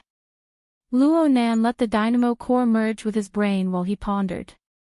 He wanted to try and see if he could be like Jack and activate this toy. Since it's an activation, we should give it some stimulation. Luo Nan wasn't like Jack. He didn't have a dedicated power transmission line, so he was unable to provide enormous electrical support. All he had was soul energy. He didn't know what to do either. He simply let his soul power seep in and it quickly turned into a form of observation. The range of his spiritual senses shrank rapidly in exchange for an increase in accuracy. But for now, no matter how much the range shrank, it was still locked within a range of 10 meters. No matter how much his accuracy increased, it was still swaying around the millimeter level. His best record was still some distance away from 1/10 of a millimeter. This obviously wouldn't work. If one were to use the standards of cutting-edge technology to determine the precision of the dynamo core's craftsmanship, it would at least be at the nanometer level. That was 1/1,000,000th of a millimeter precision, which was close to the atomic scale. Just thinking about it made one despair. However, Luo Nan still knew that within the dynamo core, there existed an inconceivable sub-brain chip within the neuron-like structure of the cell body. It bore the burden of a huge amount of coding, translation, and calculation tasks. The reason he knew all this was because last week, the dynamo core had grown to a certain degree under the support of the abundant energy of the independent power station of the Gear Laboratory. Providing a huge amount of energy was obviously a more direct and effective method. Compared to an independent power station, Luo Nan's individual strength was negligible. Of course, the dynamo core did not respond. Sure enough, it's not that easy. If I can get Jack's dynamo core application technology and use it on myself, it shouldn't be considered as a cyborg, right? Luo Nan fell into a deep sleep with this thought in mind. However, less than half an hour later, he suddenly opened his eyes and moaned. This won't do, it's too dangerous. The method that Luan provided was indeed only a temporary measure. It wasn't completely correct. Luo Nan, in order to lose weight. If this chapter is not finished, please turn the page. Lightening the pressure on the body, making the soul and the physical body inseparable, tilting the soul deeper into the mental plane. At first, it was fine. The pressure on the body was reduced. Other than lethargy, coughing, and occasional shortness of breath, there were no other symptoms. But as time passed and he gradually fell asleep, the side effects of his soul delving deeper into the spiritual plane appeared. Chaotic, too chaotic. No matter how much Luo Nan desensitized the noise of his soul, the basic unit was right there. As long as the soul configuration, a concept he learned from Jack, fell into reality and truly existed, the circulation of energy and information would never stop. All sorts of information in the surrounding environment would be used at all times. In particular, this was a hospital, an inpatient department. almost all the creatures here carried some sort of illness. One or two didn't matter, but when dozens or hundreds of them gathered together, they formed a gloomy and chaotic spiritual wave that covered every floor. A normal person might only feel a bit depressed, but Luo Nan could even hear the despairing weeping and howling of the patient. Life was withering and decaying, energy and information colliding, everything was gloomy and deathly still. It only took half an hour for Luo Nan to feel depressed. He couldn't go on like this. Luo Nan tried to find a better place for his soul to rest. But the problem was that this kind of place didn't exist on the mental plane, but it was in a deep and secluded area. It was far from the material plane, so it was impossible to maintain the state of being inseparable from the physical body. Wouldn't this be an out-of-body experience? Luo Nan tossed and turned on the bed. He was clearly sleepy, but the disturbance was endless. He was tormented to the point where he wanted to contact Mr. Bai and ask to be discharged. There isn't a single one that can accommodate soul strength without leaving the body. Ha! Luo Nan suddenly opened his eyes and grabbed the notebook at the head of the bed. With a thought, the dynamo core of an unknown model seeped into his body from his palm, traveling all the way to his brain. He referred to Jack as an example and let the dynamo core stop at the central mass between the left and right thalamus. He poured his soul clairvoyance into it, entering the marvelous crevice of mutual interference between the mental and the material. It's working. It's really peaceful. It's like there's nothing at the end of the deep void. Luo Nan really fell asleep this time. It was incomparably peaceful. It was already 4:30 in the afternoon when Luo Nan woke up. It just so happened to be visiting time. His aunt was in the ward, staring blankly at him, lost in thought. Aunt? Luo Shuqing's gaze connected. This chapter isn't finished. Please turn the page. Her eyes were slightly moist, but she had already lost control of herself too many times since last night. She didn't want Luo Nan's mood to be stimulated again, so she took a deep breath and forcefully maintained a calm tone. Do you know how you came in? You slept in the car. Luo Nan put on an innocent face. In reality, he really didn't know how to alleviate the worry and anxiety of his elders. It was impossible for him to pat his chest in this situation and say, this kind of thing will never happen in the future. On the contrary, this kind of thing will probably happen more and more often in the future. Luo Nan's hesitation made Luo Shuqing comfort him. Are you feeling better now? The doctor said that it's mainly a neurological disorder. The symptoms aren't serious and you don't need to take medicine. Soak in a health pod a few times, stop coughing, drowsiness, and other conditions, and you can go home. Normally, Luo Nan should have asked something like, what's going on in the end, but he didn't want to say these empty words at this time. He just smiled at Luo Shuqing. I don't feel anything. It's like I skipped a day of classes. I've already applied for a long-distance video course on your behalf. It starts tomorrow. The conversation between aunt and niece was about to step onto the normal track when a soft electronic sound rang out. A face that Luo Nan was familiar with appeared on the display panel of the mechanical nurse. Mr. Xie Junping has come to visit. Luo Nan was quite surprised. This person's information is quite fast. Luo Shuqing was a bit surprised. Your friend? Yes. Xie Junping pushed open the door at this time and walked in with large strides. He shouted, Junior Nan, I heard that you're sick and hospitalized. What's the situation? He was stunned when he saw Luo Shuqing when he opened his mouth. He had read through Luo Nan's information and quickly realized the relationship between the two. He immediately bowed. Hello Mrs. Luo. I'm Xie Junping. I'm the same as Luo Nan, I'm also at Acumen College. It must be said that before Luo Shuqing saw through Xie Junping's nature, this fellow's bright and cheerful appearance gave people quite a good impression. Luo Shuqing's first impression of him was quite good. Luo Shuqing was a very traditional woman by nature. Even though she really wanted to speak a few more words with her nephew, she still paid great attention to etiquette since they were guests. She chatted a few words with Xie Junping before excusing herself to understand Luo Nan's condition. She gave the two youngsters space to converse. Xie Junping bowed all the way as he saw Luo Shuqing out the door. He came back and bragged, even though a certain someone isn't sleeping and is hospitalized, the procedures related to the Order Club were all done in 3 days. Chapter 161. Xie Junping had said last week that Luo Nan needed to go through the procedures after entering the society. However, Luo Nan had slept for an entire day over the weekend. On Sunday, he had gone to the sanatorium to accompany his grandfather. On Monday, he had been directly admitted to the hospital.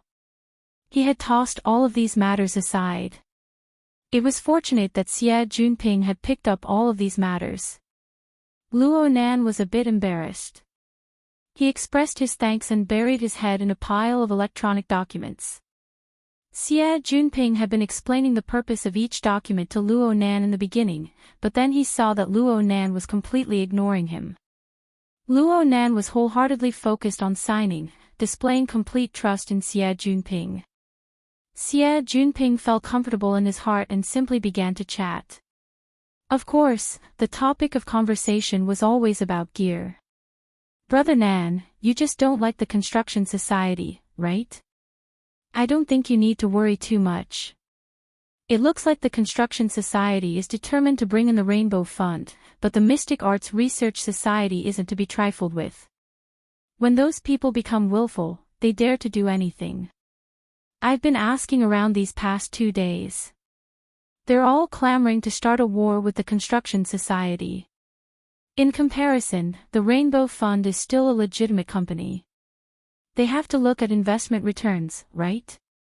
What if the manager goes crazy?" Luo Nan put down his digital pen for the first time. He raised his head and asked, "Gear. Aside from its location and design, are there any other high-value assets? I've never heard of this. Why do you think so?" "Right now, the premium between the two sides is not particularly serious." Luo Nan didn't speak. He learned something from Crag Burst. After last night's conflict in the dining room, Yan Yongbo really put in a lot of effort when he talked about gear. He treated it as a proper business and even gave the lawyer a deadline. It seemed like someone was forcing him. This was completely different from Luo Nan's initial conjecture of personal reasons. Also, the Mystic Arts Research Society also had an incredible background. Last Friday night at the Limestone Water Village pub, Luo Nan discovered during his operation that this society was actually related to the Order of Justice. In the past, Luo Nan did not have a direct understanding of the strength of a secret order. But this time, the power grasped by Elder Mo Luan of the Tiny Blood Flame Order was an eye-opener for him. From this, it could be inferred that the Order of Justice, whose strength was far above that of the Blood Flame Order, was certainly an incredible colossus.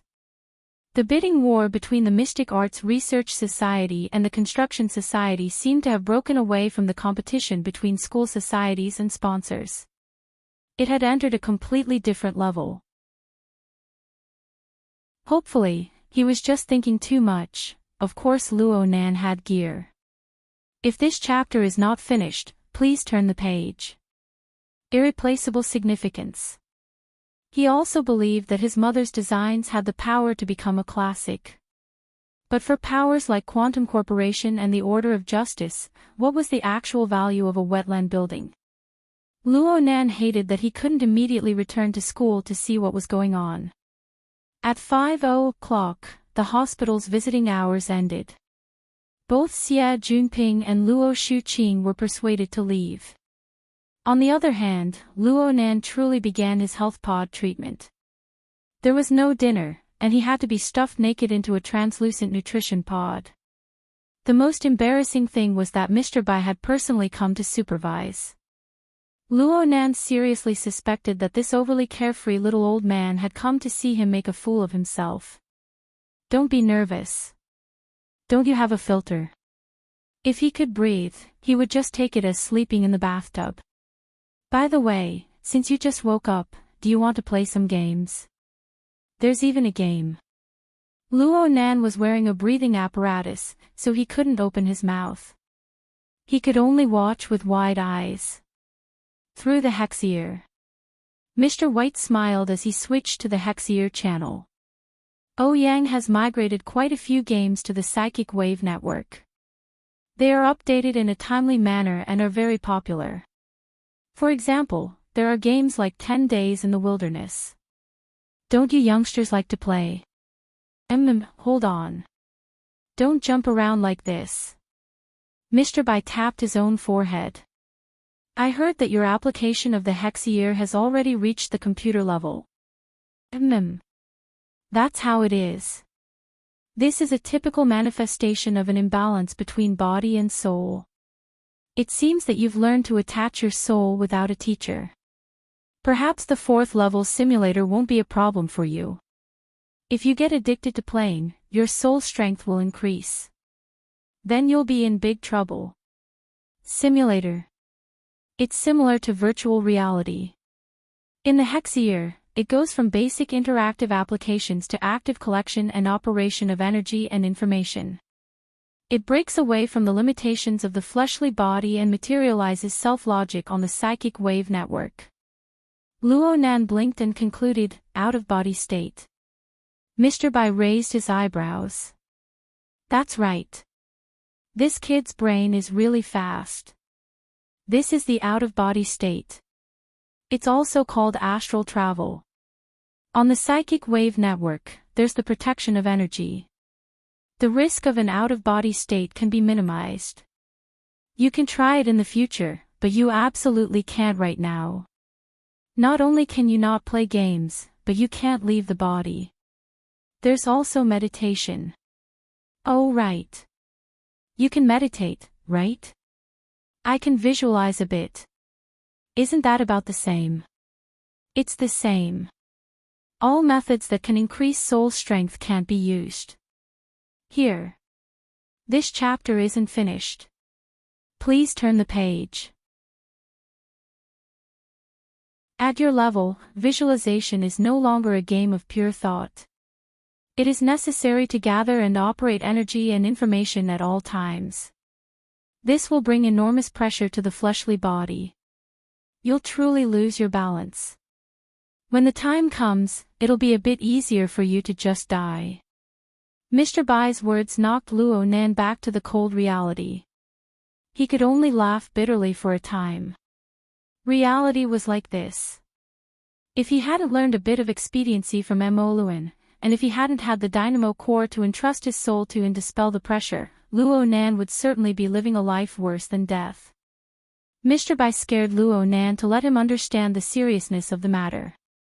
Then he gave a solution. If you really can't do it, then chat. This old man won't chat with you. You can find someone else. Cragburst is a chatterbox. That secretary seems to treat you quite well. She's even a beauty. Luo Nan rolled his eyes while the nutrient fluid hadn't covered his face yet. Oh right. I'll go find Ouyang and seal your privileges. Kids are always unreliable. The old mister did what he said. He patted his butt and left. Luo Nan really admired this old man. But he really did relax quite a bit after being messed around like this. He didn't feel any discomfort even though he was covered in the nutrient fluid. But soon, Luo Nan was faced with a real problem. He really couldn't sleep. There were many things in his mind, but he couldn't find a clue. It was a mess, and his brain was especially excited. It was very tiring. Did he really have to chat?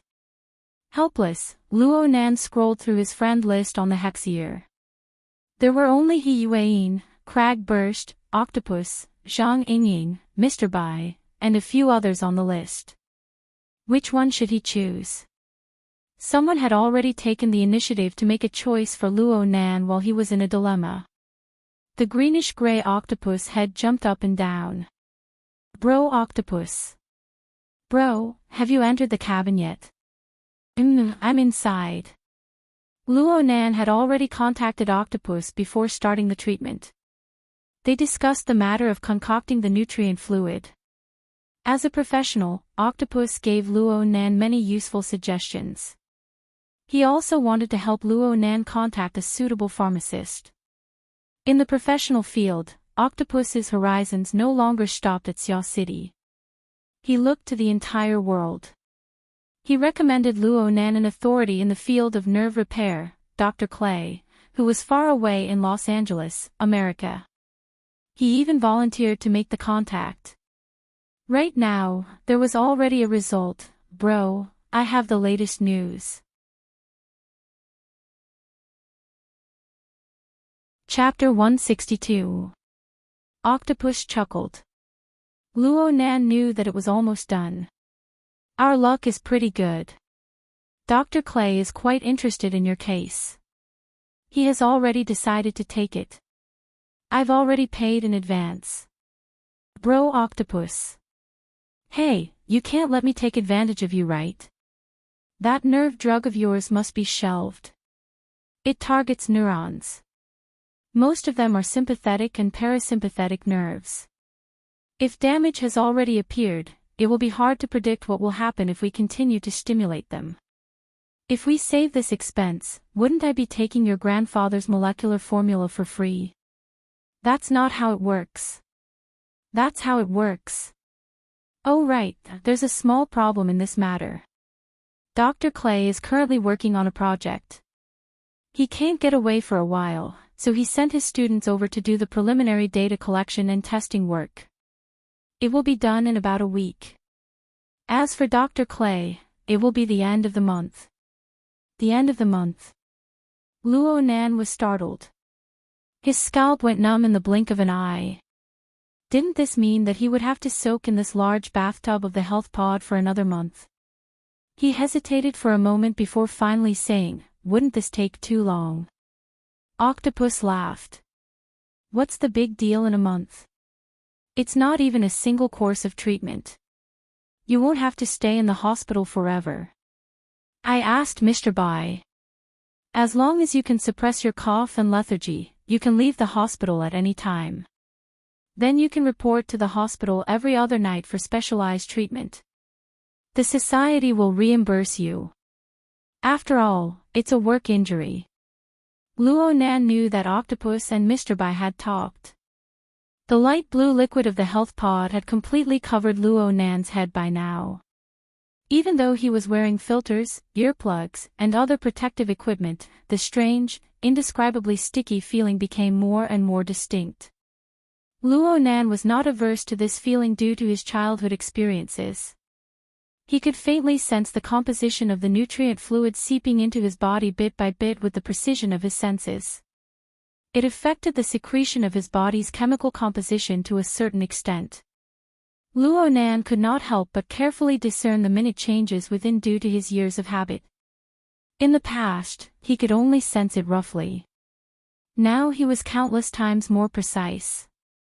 Correspondingly, the operating efficiency of energy and information had unknowingly increased. Not good. Luo Nan suddenly came to his senses, and he hastily stopped the thought of clairvoyance. Even so, there were still many parts of his body that were faintly aching. This chapter is not finished. Please continue. The pain made him break out in a cold sweat. Was she trying to cure him or harm him?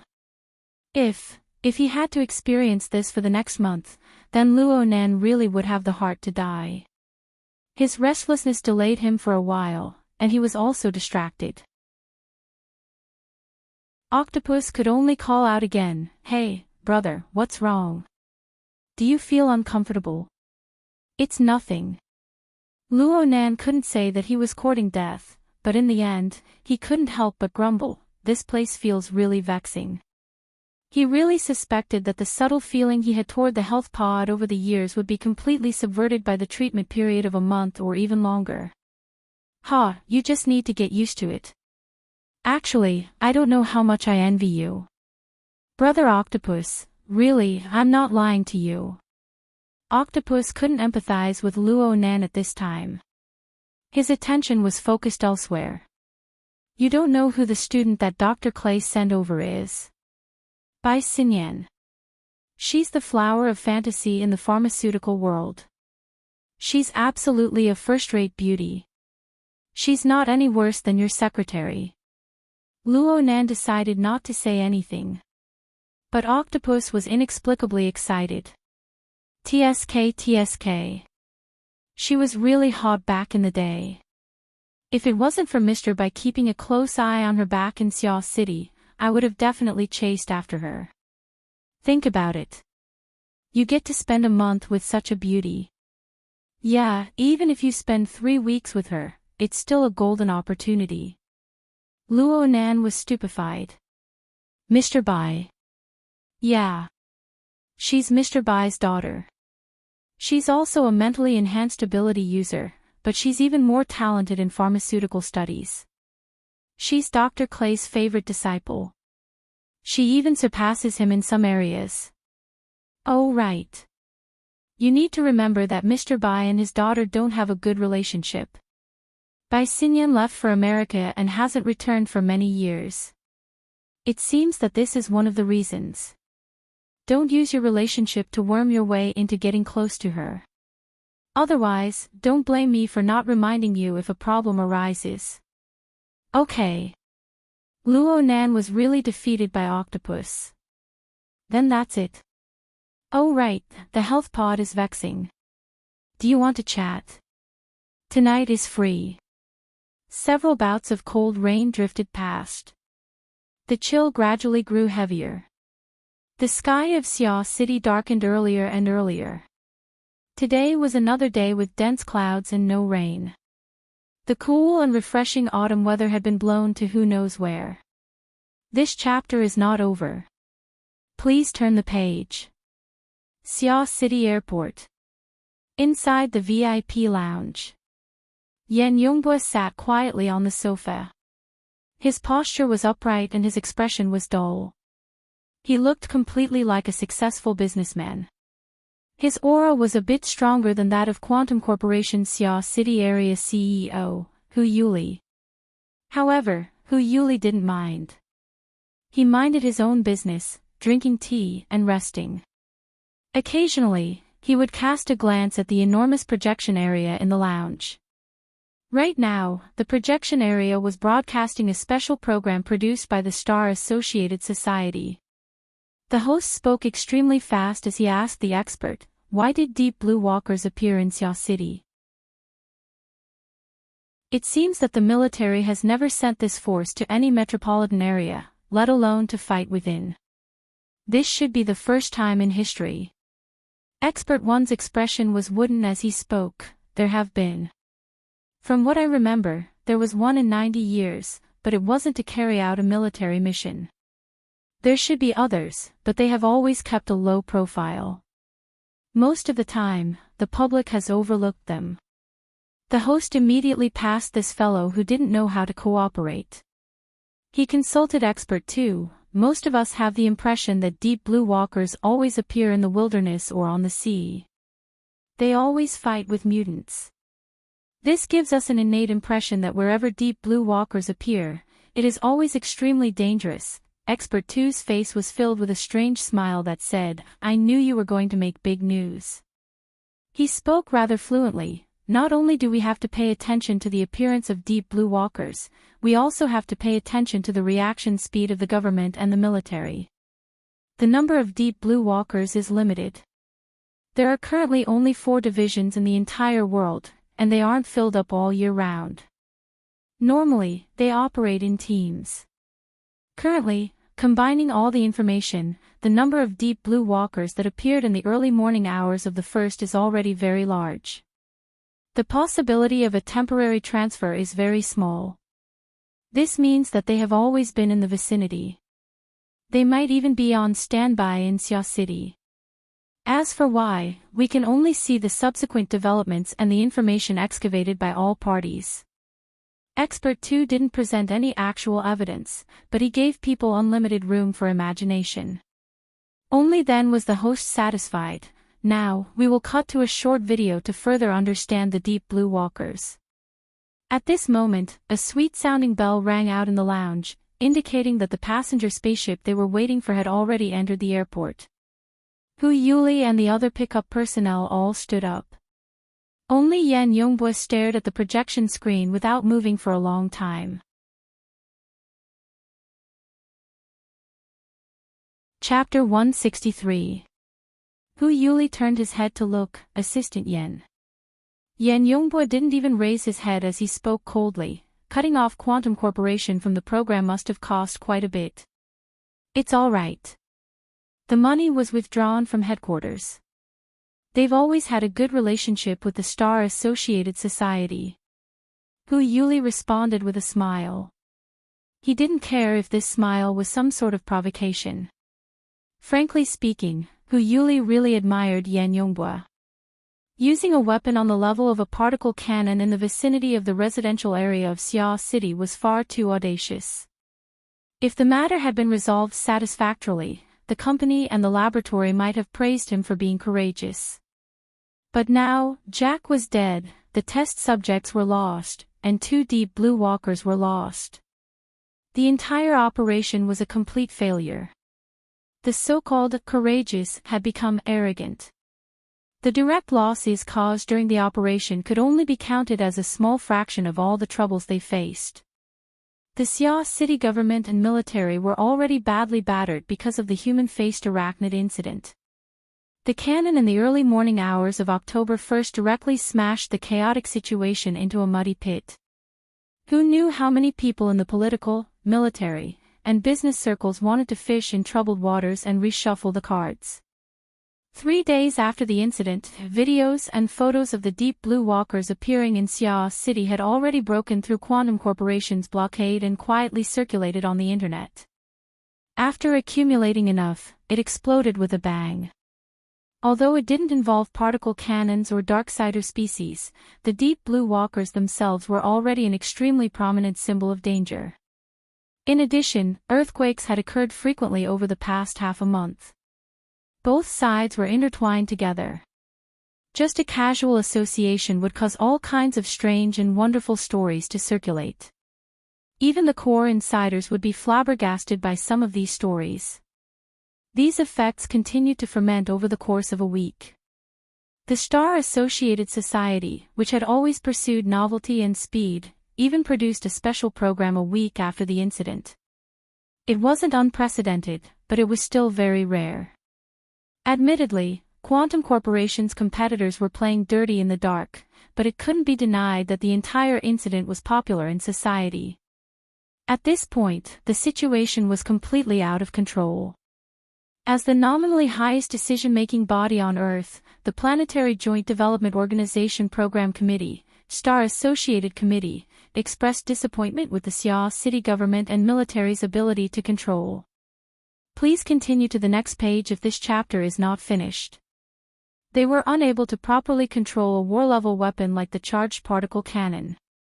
They were unable to monitor a highly destructive team like the Deep Blue Walkers. They were unable to deal with the aftermath. The government and the military of Xia City had been slapped in the face over a dozen times. They flew into a rage out of humiliation. They immediately stopped all cooperation with Quantum Corporation regarding the human-faced arachnid matter. All sorts of investigation teams were sprayed out like water, heading towards every organization of Quantum Corporation. As for reasons such as the Darksider species, they were directly ignored in a situation where Quantum Corporation's headquarters was unable to fully endorse them. Hu Yuli had been managing the Xia City region for nearly a decade, but he had never encountered such a precarious situation. It was as if a team of military police would come in at any time and drag them all to prison. However, the headquarters still maintained an ambiguous attitude. On one hand, he didn't say a word about the suppression of Xia City's government and military. On the other hand, he controlled public opinion from beginning to end. He even controlled the tone of Xia City's government and military. He perfectly avoided the heart of the storm. No matter how one looked at it, they were treated like abandoned pawns, Hu Yuli's mental preparation had been going on for the past 3 days. After repeatedly smashing the jar, he became more and more calm and composed. On the other hand, it was worth exploring what Yan Yongbo was feeling right now. At this time, the sound of footsteps could already be heard from the VIP passageway. Hu Yuli called out once more, "Assistant Yan." Yan Yongbo finally stood up. He straightened his collar and walked out with large strides. He walked in front out of habit, snatching Hu Yuli's seat of honor. Hu Yuli wasn't the least bit angry. Yan Yongbo's timing was just right. The group had just left when they saw a flight attendant leading a tall woman into the passageway. The woman wore a long, camel-colored windbreaker. She carried a large, dark brown backpack on one shoulder. Her upper body seemed to be casually draped in a white t-shirt with ghost patterns. The image of a ghost face was supported by the curved lines of the shirt. It was extremely bewitching. She wore black trousers and high heels under the hem of her shirt. Her long legs were straight and soul-stirring. Her long, wavy hair, dyed brownish yellow, draped behind her shoulders. She wore a black mask on her face, covering half of her porcelain-like cheeks. But when she saw the stream of people pouring out of the lounge, she smiled. Her slightly wide lips formed an upward curve. Her teeth were white like jade. She was confident and at ease.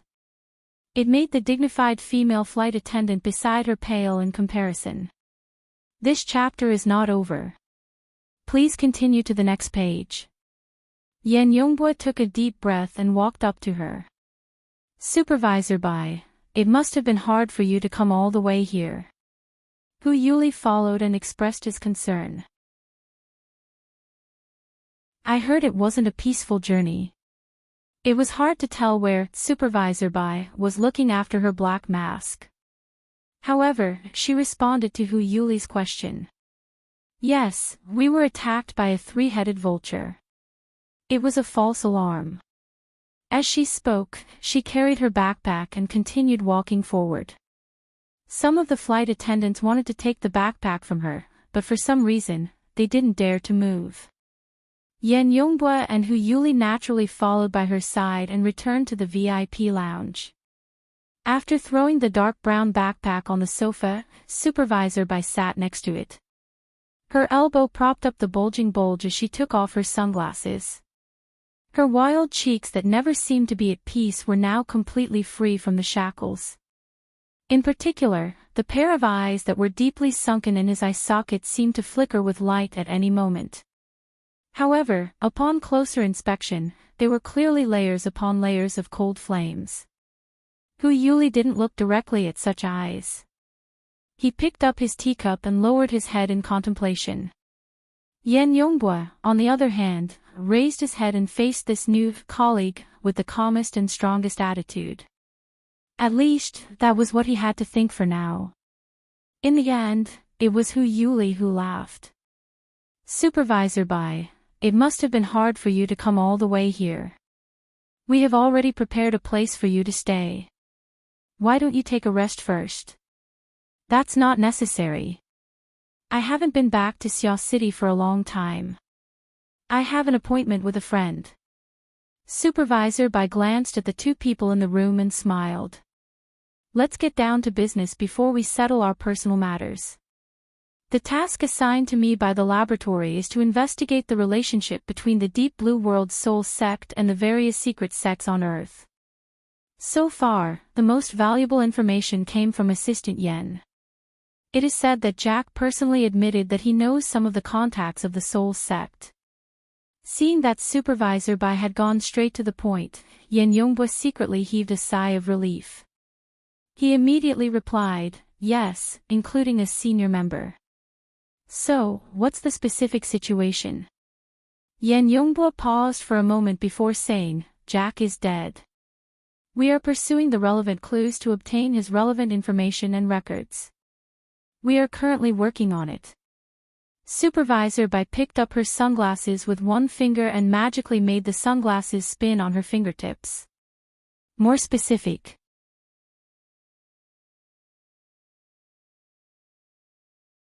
Chapter 164. Yan Yongbo's gaze shifted from Supervisor Bai's slender fingertips. His expression turned gloomy, but he still remained calm. We believe that Jack was a modified human, at least until the night of September 30th. That way, his way of thinking would not have been able to surpass the template of the brain nucleus and would not have been creative. We have the template settings of his version of the brain nucleus and have used the exhaustive method to list all possible options. We have selected the ones with the highest probability and checked them one by one. Okay, and then? So far, we've searched through Jack's life circle, but we didn't find anything. The Apocalypse Laboratory searched through the cloud space where the data was uploaded, but we didn't find anything either. After various investigations, we can basically confirm that if there are any relevant data records, they must be carried by Jack. Yan Yongbo glanced at Supervisor Bai's face and paused for a moment before continuing. We have searched the battlefield in the early morning of October 1st, but the Ability User Association search was very thorough and did not leave anything valuable behind. This way, the target is likely to be in their internal bidding for the spoils of war. So far, we have recovered all the bidding goods through the middleman. However, the evaluation of the Deep Sea Type 4 dynamo core and the brain nucleus has not been completed and the bidding has not begun. In addition, the C-2834 test subject is still under the control of the Ability User Association. It has been in a coma for the 7th consecutive day, but from the collected information, its vital signs are relatively stable. The lengthy speech could basically be regarded as a work report. Yan Yongbo felt this halfway through his speech. However, the arrow was already on the bow and there was no reason to stop halfway. Supervisor Bai did not respond immediately after the long speech. She seemed to be digesting the information and seemed to be in a daze. Yan Yongbo hated this kind of situation where he had to wait for someone to express their stance, but he still had to wait patiently. At the same time, his heart slowly sank. This was the last thing he wanted to see. Hu Yuli was still drinking his tea, his eyes narrowed. After about half a minute, Supervisor Bai finally said, after listening to Assistant Yan, "I am relieved." Yan Yongbo's eyes lit up and a smile appeared on his face. Supervisor Bai, before returning to Xiao City, I actually had a headache. After all, our missions are different. Even if we have a bit of cooperation with Jack and the C-2834 test subject, the following work will inevitably divide Xiao City's current strength. Supervisor Bai leaned against her backpack and changed into a more comfortable position. It's all good now. All the measures that Assistant Yan has taken so far are under control. If this chapter is not finished, please turn the page. In this case, I don't need to be polite, I can just use it. Yan Yongbo's expression changed. His current position was the CEO of the Rainbow Fund and the assistant manager of the Sky Blue Security Company. On the surface, the former definitely had more funds and resources than the latter, and that was indeed the case in a normal society. However, the problem was that if Yan Yongbo could only choose between the two positions, he would undoubtedly choose the position of assistant manager. This was because it represented the formidable strength of 4 full squads and nearly 30 deep blue walkers. But now, Supervisor Bai wanted to take everything away with just one sentence. The situation was worse than Yan Yongbo had imagined. Supervisor Bai wasn't just making empty promises. She had the signature of the Quantum Corporation headquarters and the Apocalypse Laboratory. When this electronic document was inserted into Yan Yongbo's work wristband, the authority settings on it came into play. Yan Yongbo's direct leadership of the 4 Deep Blue Walker squads, which was the position of Chief Captain, was transferred to Supervisor Bai. Currently, Yan Yongbo was only an assistant in name at the Sky Blue Security Company. In reality, there was no longer any meaning. Yan Yongbu's face was ashen as he stared at Supervisor Bai's dazzling face. His aura was already fluctuating faintly and the blood in his chest was about to boil. Supervisor Bai's relaxed posture did not change. She smiled at Yan Yongbu and continued to gather the power in his body. Hu Yuli could not sense the power mode of the burner, but he found that the atmosphere in the room had become extremely dangerous. It was not good for him to sit still, so he put down his cup and smiled to smooth things over. The headquarters and the laboratory must have their reasons for this arrangement. As long as the two of you cooperate sincerely, it doesn't really matter who is in charge of which area. In the end, there is still a difference. Supervisor Bai was surprisingly frank. As for the specific difference, Assistant Yen, no, CEO Yen can slowly experience it. Oh, I haven't congratulated you on your promotion to CEO. See you later. As she spoke, she stood up, picked up her large backpack, and prepared to leave. Yan Yongbu stood up abruptly. For a moment, he really wanted to pounce on her, but in the end, his feet rooted to the ground. Only a hoarse voice squeezed out of his throat, but even he himself did not know what he said. Supervisor Bai seemed to have heard it clearly. Do you want to know the reason or the result? Why don't I tell you both? Research is not your job, so mistakes can be forgiven. Excavation is a task you cannot afford to make mistakes.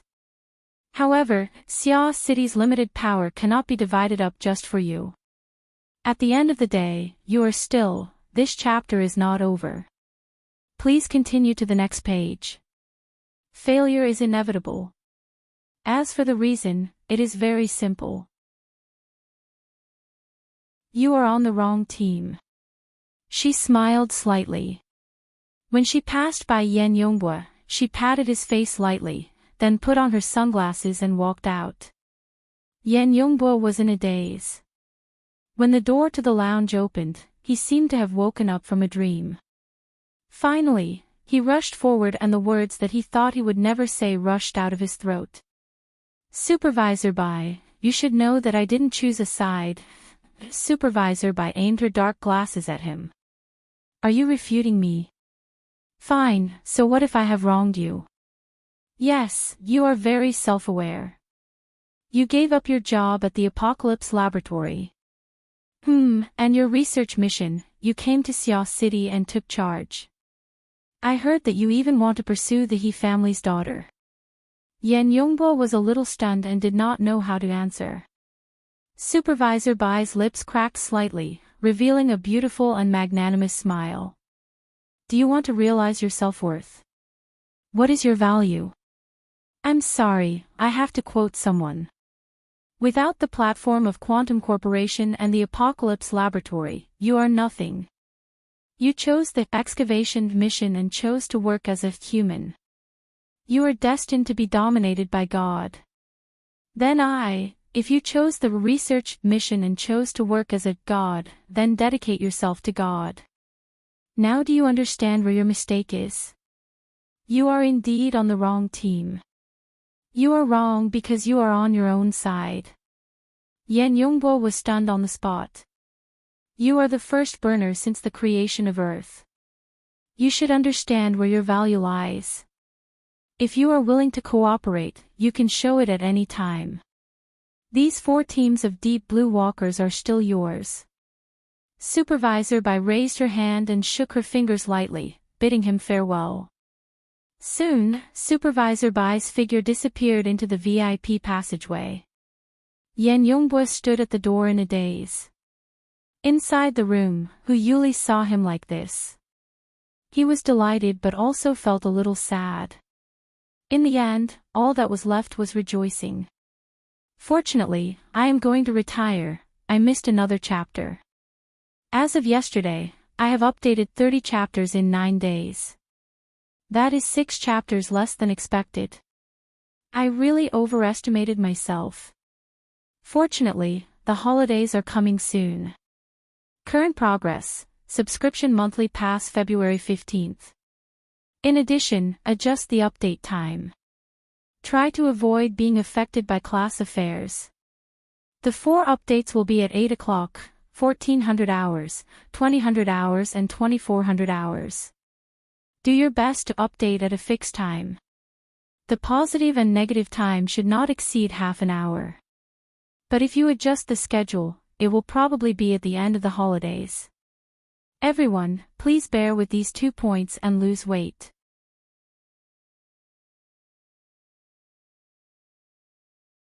Chapter 165. It was 5:00 in the afternoon, and it was drizzling. Due to the terrible weather, the lighting on the low-altitude public bus was dim. Luo Nan grew more and more drowsy, and Mo Peng, who was next to him, yawned because of Luo Nan. Hey, you've been treating me for the past few days, but there's no effect at all. Cough, I just feel like sleeping. Why don't we sleep somewhere else? Well, you go to sleep now. If I fall into the game hall, will I still be able to do business with the owner?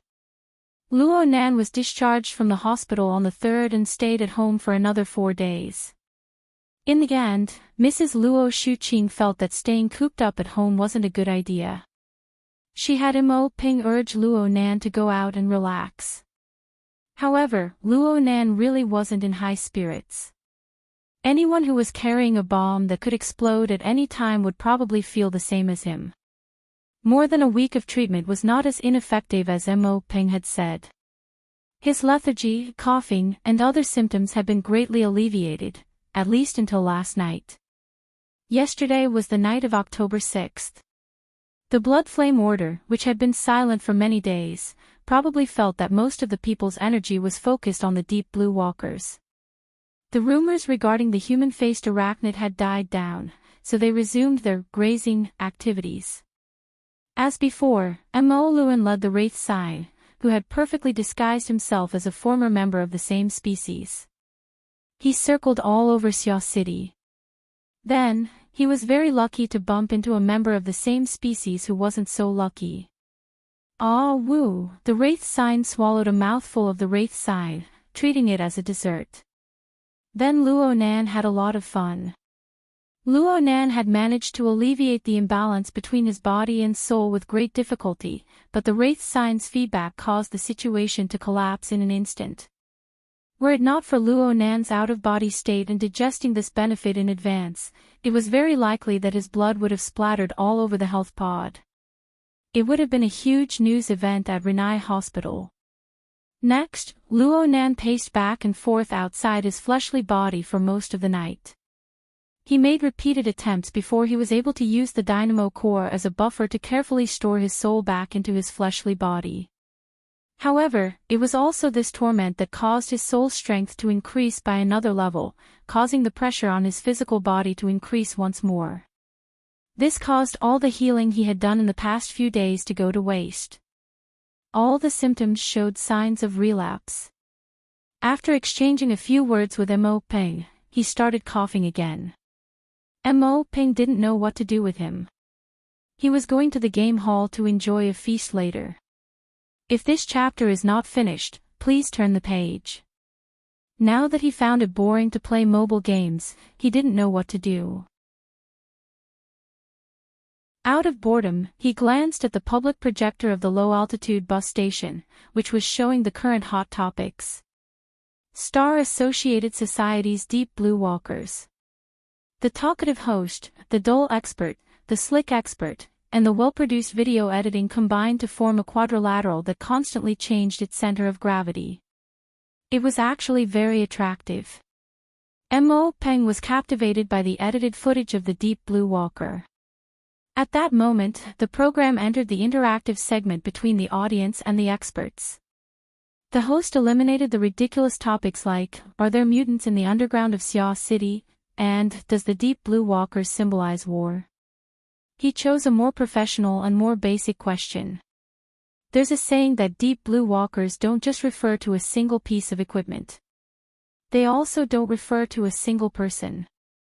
Only when the burner is combined with a deep blue armor custom-made for them can they be considered a true Deep Blue Walker. Is that right? Wrong. The Dole expert was an authoritative figure in the relevant field. His professional knowledge was impeccable. He immediately replied, "Strictly speaking, deep blue walkers can be considered a kind of systematic concept. It is established on the basis of system theory and the archetype neural format theory. It requires the human nervous system to be the core to arrange all kinds of resources and obtain the most optimal results. The first application research of this theory was conducted by Quantum Corporation's Deep Blue project. As for the walker, it's another name for the prototype machine. It has two meanings. The first is a pedestrian on the road. The second is a Buddhist term that specifically refers to a person who has entered the path of cultivation but hasn't taken a vow. In other words, this research is only at the beginning. It's just on the road. There's still a lot of follow-up work to do. In terms of the individual, the burner is fully deserving of being the core. It's just that it's limited by the natural conditions of the human body. It needs a special exoskeleton to supplement and assist. Therefore, the relationship between the burner and the custom-made armor is one of leading and supporting. It's not a parallel relationship. From my personal point of view, the relationship between man and machine should be that of core and supporting. The supporting equipment supports the lower limit of a deep blue walker. The autonomous consciousness of man determines the upper limit of a deep blue walker. The host was already starting to regret letting the Dole expert speak. At this moment, who knew how many people in the audience at this moment? It was unknown how many people in the audience were watching. They would close their eyes and yawn. Or they would simply switch channels. Mo Peng was one of the yawning members of the audience. But when he turned his head, he saw that Luo Nan had raised his head at an unknown time. Luo Nan was staring fixedly at the projection screen. Oh right, this wooden expert was promoting the archetype formatting theory. It was the thing that Luo Nan couldn't stand. Mo Peng was really worried that Luo Nan would get angry and fall sick again. He hurriedly advised, "This bro is showing off. It's as if he's the only one who understands. What you say isn't without reason." Luo Nan was referring to the words, autonomous consciousness of man, that came after the wooden expert. It coincided with the situation he had been tossing and turning these past few days. It was just that the situation was a bit more complicated. But Luo Nan could foresee that if he could increase the endurance of his fleshly body, then the lower limit of his abilities would correspondingly increase. The problem was, how to do it. It was practically impossible to keep up with the tempo of increasing the strength of his fleshly body step by step. Then, should he transform his body? Mo Ping gave him a push just as he was muttering to himself, "Let's go. We're at our stop." The low-altitude bus stopped at the most bustling city center of Xia City. No matter what time of day it was, this place was always filled with people. Luo Nan did not have a good feeling about this place because it was far too stifling. As he walked on the pedestrian walkway, the towering buildings all around him seemed as if they would collapse at any time. Ahaha, Frost River reality. I'm coming again. Mo Ping suddenly became excited. Luo Nan raised his head and saw the gorgeous holographic advertising wall of Frost River reality not too far away. It was currently broadcasting scenes of hot-blooded battles. Battles in the wilderness, battles in lava, battles in the deep sea, battles in space. Each and every battle scene seemed to be real.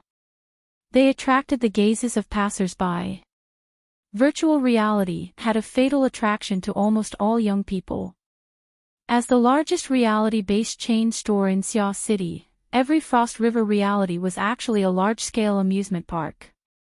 There was no need to worry about not having a place to kill time. Of course, with Mo Peng's personality, it was impossible for him to quietly come and play with 2 or 3 people. Just as he was looking left and right for people, a call came in, "Ping 17, Lilith Nanster, come over here. You guys are really slow. I've been drinking so much cold drinks that my spine is about to freeze." A group of young boys and girls had already stopped at an ice cream store near Frost River Reality. They were just waiting for them to come over.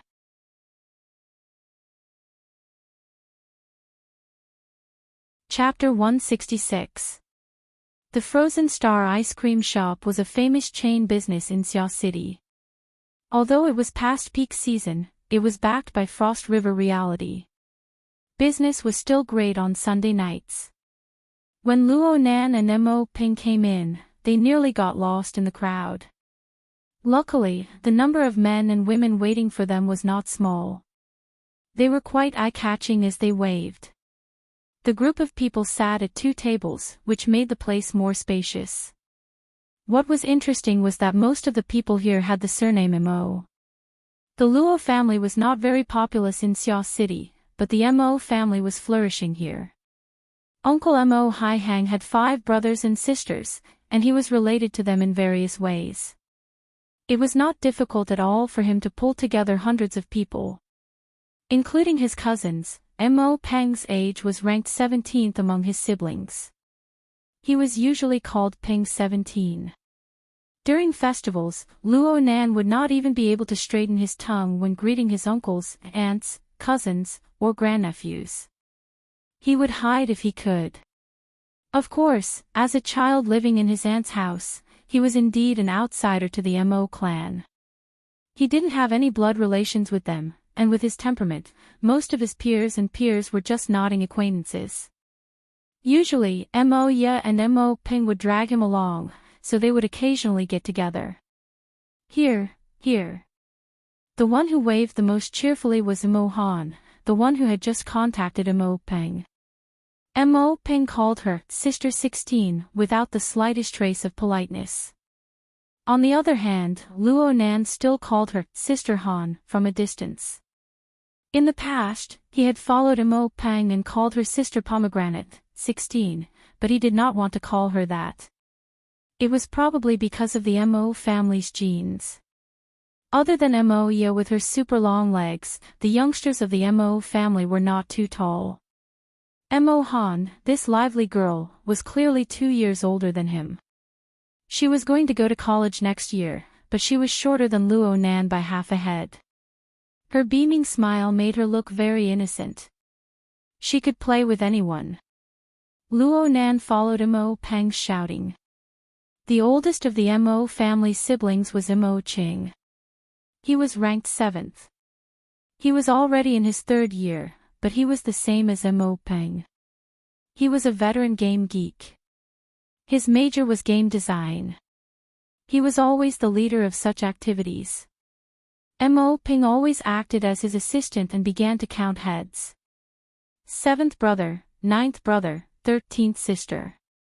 If this chapter is not finished, please turn the page, Sister Pomegranate. Oh my! Nancy, Brother Lu, Brother Jiang, and Brother Jia are all here, right? Lu, Jiang, and Jia were all members of Mo Cheng's gaming team, so they were used to playing together. Mo Cheng waved his hand. Let's wait a little longer. Chen Chen hasn't arrived yet. And 3rd brother, he's also here, and he's treating us today. Ha! Mo Peng was very surprised. Chen Chen was the only female member of Mo Cheng's team.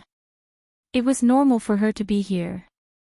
However, the 3rd son of the Mo family, Mo Chiu, was almost 30 years old this year. He was at the age to start a family and start a career. He had long passed the age to play around with these young people. Furthermore, he was someone who always put on airs. This was not right. Mo Han blinked and lowered her voice. I heard that they're here for a blind date. Mo Peng still didn't understand. Blind date? Doesn't he have a girlfriend? They broke up. They used to be in the same unit. Now that he's jumped ship to a new company, they broke up quickly. This one seems to be someone he met through Sister Chin. She's in the University Department of Acumen College. Acumen College. What a coincidence. Mo Peng looked at Luo Nan. She's a teacher. No way. She's a student. Holy crap. An old cow eating young grass. Mo Han wrinkled her nose. I heard that she's a beauty. She's an officer in the University Department of Acumen College. She's graduating this year. Hey, Lil Nancy, it's time for you to play your role. Is there such a person in your school? Luo Nan just laughed. How could he say anything? Mo Peng was very impressed. It looks like third brother Chiu has struck it rich. He invited the 10 of us to play games for the sake of a blind date. In the name of friendship. Mo Han had the appearance of someone who understood the world. Playing games is good. Don't look at how many people there are. Who cares about who in virtual reality? In the end, aren't they the ones alone? They can do whatever they want. Mo Peng gave a thumbs up to this sister pomegranate who dared to say anything. At this time, Mo Chiu, who became the center of the conversation, walked into the ice cream shop. He was dressed casually. His height was average, but his figure was maintained quite well. He looked very spirited. He had the maturity of a person in society and a bit of superiority. Perhaps it was very lethal to young girls who had yet to leave school. Mo Chiu frowned a bit at the noise of the ice cream shop. This chapter is not finished. Please turn the page. This wasn't his ideal location for a friendship. Actually, Frost River reality wasn't it either. But since he was already here, he would take things as they came. He greeted his group of brothers and sisters. His posture was calm and he looked very confident. After taking a seat, he asked Mo Ching, Ching 7, they haven't arrived yet? Chen Chen just went to pick up her sister from the hospital. She just happened to be here to relax. She might be a bit late. How many people are coming over there? Currently there are 4, 3 women and 1 man. Chen Chen and her sister are your targets. One of them might be her sister's boyfriend. Oh, they're here. As soon as Mo Ching said this, everyone's gazes turned towards him in unison. Which one is the blind date? Sister Chen's left or right? It's definitely the left. She's over there. She suits third bro's taste very well. The one on the right should be Sister Chen's sister. She's almost 1.7 meters tall. She's only in high school. Third bro shouldn't be this shameless. Mo Ping chuckled, high school. High school is good. She can socialize with me too. Mo Han extended her hand and gestured on top of his head, girls with short bodies are cute. Boys with short bodies, she suddenly felt the unfriendly gazes from all around her halfway through her words. She stuck out her tongue and stopped talking. Chen Chen's group had already arrived while they were whispering. Mo Chiu took the lead and everyone stood up to greet them. Luo Nan just stood up when he saw the slim woman next to Sister Chen. He was stupefied. She didn't immediately discover Luo Nan in the crowd. Instead, she followed her sister and greeted everyone. But she still had to see. The two locked gazes. Luo Nan had already mentally prepared himself, but the other's face paled. She didn't make a sound. Sister Chen had already introduced herself clearly, my sister, Chen Xiaolin. Acumen College's Mutual Aid Association secretary, that's right. She was Shuelei's girlfriend, Chen Xiaolin, who was admitted to the hospital for treatment after suffering a fright at the Limestone Water Village pub last Friday. Luo Nan never expected to bump into her in this kind of situation.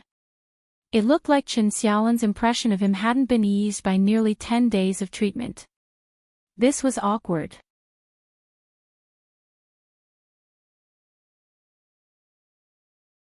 Chapter 167. It just so happened that Luo Nan rarely hung out with this group of people. Qin Xiaolan, who was also the Qin Chen that Mo Qing spoke of, was not too familiar with Luo Nan. Qin Xiaolan, who was also the Qin Chen that Mo Qing spoke of, was introduced to Luo Nan along the way. She was a bit stumped when she suddenly saw this somewhat unfamiliar face. The awkwardness that was displayed on the surface actually covered up Qin Xiaolan's unnatural movements. At this time, it was the experienced Mo Qiu who came to the rescue. What do you think? Our fifth uncle's son, Nanster, has changed after attending Acumen College, right? You can say that Acumen College is nurturing people. Xiaolan, you didn't give me this much pressure the last time we met. Mo Qiu's self-deprecation and flattery eased the awkwardness. Everyone laughed. However, there were also some parts that were a little inappropriate. Mo Han secretly complained, "It's destroying people, right? They just came out of the hospital." Qin Xiaolan was able to form a battle squad with a bunch of big men. She was a character that wouldn't lose to men. She wasn't faking it. She immediately patted Luo Nan's shoulder, "So it's Nanster. I didn't recognize you just now. It looks like we haven't played together much. You just got in this year, right? Xiaolan is 1 year ahead of you, so let her take care of you in the future. If they bully you, just tell me." If it was under normal circumstances, Mo Qiu and Qin Xiaolan would have let the matter pass. But the problem was that Luo Nan wasn't a person with particularly strong adaptability. As for Qin Xiaolan, she was usually smart and capable, but her mind was unsettled right now. Her reaction was extremely terrible. She didn't follow up. She didn't even pay attention to her older sister's words. "Junior Luo, long time no see." Qin Xiaolan's abnormal reaction immediately attracted Qin Xiaolan's attention. In fact, Qin Xiaolan's current performance was quite different from her previous performance. Mo Peng and Mo Han hit to the side and whispered, "Holy crap, there's something going on." But to Luo Nan, this level was practically a loud announcement right next to his ear. Luo Nan glared fiercely at them. Qin Xiaolan didn't hear the whispers on the other side. Even if she did, she would pretend not to hear it. She was a little curious. "What? You guys know each other? Is Acumen College that small? I just met her last week. Senior sister Qin even helped me." What else could Luo Nan say? He could only deal with it first. If this chapter is not finished, please turn the page. However, at this moment, a voice from the other side joined in, "So you're also a junior from the academy. Last Friday, did you participate in the mutual assistance buffet party?" The one who spoke was Mo Qiu's target, Tian Si. She looked rather petite and beautiful, and her smile was especially alluring. No wonder Mo Qiu was trying so hard to woo her. "Yes." "Hello, Senior Tian." Luo Nan also remembered that he seemed to have met this person before. It was either the student council or a member of the Student Assistance Association. However, President Chen Weikan was too dazzling back then, so the impression of the people behind him was already very shallow. If it wasn't for the fact that the information matched, he wouldn't have been able to recall it.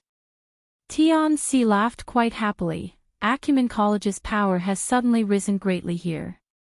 Junior Luo, Xiaolan, Tian Qi, and me are almost 1/3 of the total. Tian Qi was the only male in Qin Xiaolan's group. He was also Tian Si's cousin. He was tall and thin and had a refined manner. It was obvious that he was interested in Qin Xiaolan. He stared at Luo Nan from the moment Qin Xiaolan's expression changed. His suspicion carried a hint of vigilance. However, when Tian Si mentioned him, she still smiled at Luo Nan. She extended her hand and shook hands with Luo Nan, calling him junior. At the very least, she didn't lack elegance. Luo Nan inexplicably felt that this was a bit absurd. He could sense it very clearly. Right now, the group of 4 from Acumen College was conversing back and forth, but they all coincidentally circled around one person. However, they were constantly affected by this person, Shuelei. Emotional issues. Luo Nan felt his teeth ache just thinking about it. Luo Nan wouldn't easily get involved in areas he didn't understand at all. However, he had participated in the unforeseen event between Shuelei and Chen Xiaolin to a large extent. He didn't feel that he had done anything wrong. Back at the Limestone Water Village pub, the human-faced arachnid had already set its eyes on Shuelei. It had taken control of the society's ability user, Black Wolf, to launch a pincer attack. It was clear that the human-faced arachnid wanted to treat Shuelei as food. If he hadn't exposed them on the spot, the consequences would have been too horrible to contemplate. But looking at it from another angle, if Luo Nan hadn't hypnotized the emotional Chen Xiaolin during the fight between Shuelei and the Black Wolf, Chen Xiaolin's psychological suggestion wouldn't have been so intense. He was more or less responsible. No matter how much undercurrent surged between the group of 4 from Acumen College, it wasn't the main topic of tonight's event. Frost River Reality and the Fellowship were the main topic. Please continue to the next page if this chapter doesn't end. Everyone got to know each other. They left their seats under Mo Chio's initiative. They entered the reception hall of Frost River Reality in a grandiose manner through the inner door of the ice cream store. This was undoubtedly the intersection point between the virtual world and the real world. Even though they had yet to come into contact with the most core of reality technology, there were interactive AR virtual images everywhere in the hall. Iron-blooded, cool, cute. They were all jumbled together. It looked messy, but the high-frequency interactions between people and virtual images and between virtual images were still very interesting to watch. At the very least, it was very cute for girls. Luo Nan quietly fell to the back of the group amidst the sudden clamor. He muttered to himself for a bit and finally decided to give Shuelei a call. The call connected quickly. "Hello, Leicester. Where are you?" "I'm helping out at the Daguan." Shuelei's voice was still very loud. "You're coming to class tomorrow, right? Why don't you come live in Blue Bay? We can go for a morning run together." Shuelei had called to greet Luo Nan when he was sick and hospitalized. He originally wanted to come and visit, but the hospital's visiting hours conflicted with the school's curriculum, so he gave up. He couldn't be as casual as Xie Junping. "I'm afraid my aunt won't agree." Luo Nan grinned. In the end, he brought up the topic of conversation. "Leicester, let me ask you something. You and senior sister Chin." There was no need to say it too clearly. Shuelei suddenly went silent. He wasn't someone who was good at hiding his personality. When he spoke again, he was extremely depressed. "She steeled her heart to not meet with me. She's not even picking up my phone right now. The doctor said that it's best to keep a bit of distance from her to avoid provoking her. Am I a freaking monster?" Luo Nan scratched his head when he heard this. He hesitated for a moment before saying, "I saw her at Frost River Reality. Right now, I'm playing with her and a few friends. Why don't you come over and meet me? We can talk things over." "Which Frost River Reality?" "City Center, Fudong Main Street." "I'll be right there." Shuelei didn't say anything further. He hung up the phone and presumably rushed over in a hurry. But it would take at least 2 hours to get here from the Riverwu district on the weekend. Luo Nan was really worried that he would come over empty-handed. He suddenly sensed something while he was pondering. He raised his head and saw Chen Xiaolin stop in front of him. She turned around to look at him.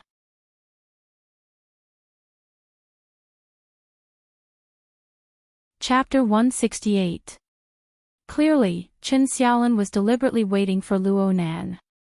Tian Luo Nan greeted, "Senior Sister Chen."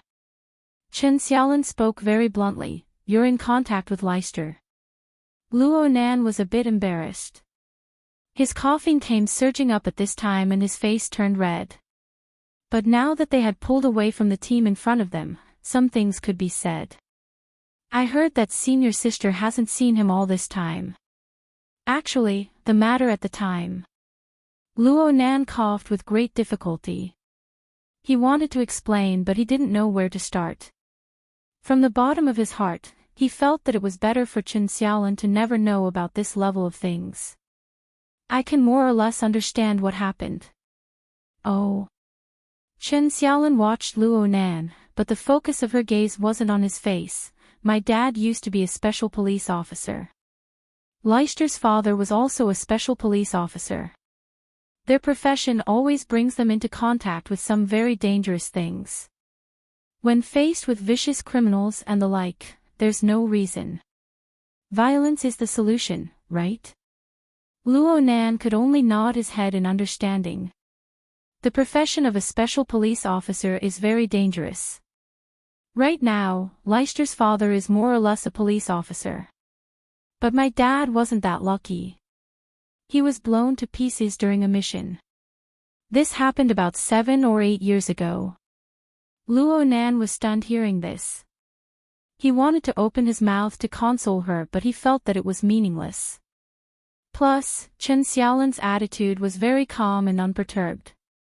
Junior brother Luo, I don't need to hide it from you. Leicester is the type that I really like. He's just like my father. He's firm, strong, simple, and generous. But when I think about how he might be like my father in the future, struggling between all kinds of dangers and never getting tired of it, I can't accept this.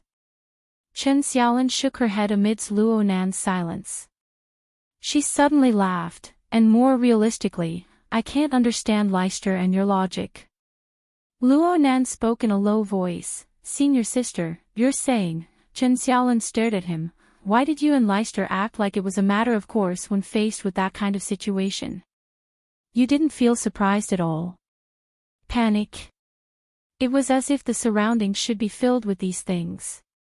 Did you know? Your expressions at the time made my heart go cold. At this point, Chen Xiaolin took a deep breath and finally said, you and I may not be people of the same world. I can't understand, and I don't want to understand, let alone come into contact with you. Luo Nan was silent again. A long while passed before he said, I have a general understanding of senior's intentions. But I don't know anything about this sort of thing. I just thought that between you and me, if this chapter is not finished, please turn the page. It's rare to be able to say things out loud like this. I think with Leicester's personality, he's definitely not the kind of person who pesters others, right? At the same time, Luo Nan could see that Chen Xiaolin was an extremely rational person. She probably wouldn't turn back once she made her intentions clear. He was pessimistic about the results of Shuelei's visit. But no one could accept this for Shuelei. Chen Xiaolin was indeed reasonable. She nodded gently. All right, let him come. Let's make things clear. Then thank you Senior Sister Chen. Luo Nan nodded and let out a secret sigh of relief. This sort of thing was a domain he was unable to understand. Forcing himself to do this caused a layer of hot sweat to appear on his back. The distance between the two and the group grew further and further. Many people turned their heads to look, especially Tian Qi. He kept his gaze cast over, looking a bit gloomy. Luo Nan could understand the knot in Chen Xiaolin's heart, but some things weren't that easy to accept.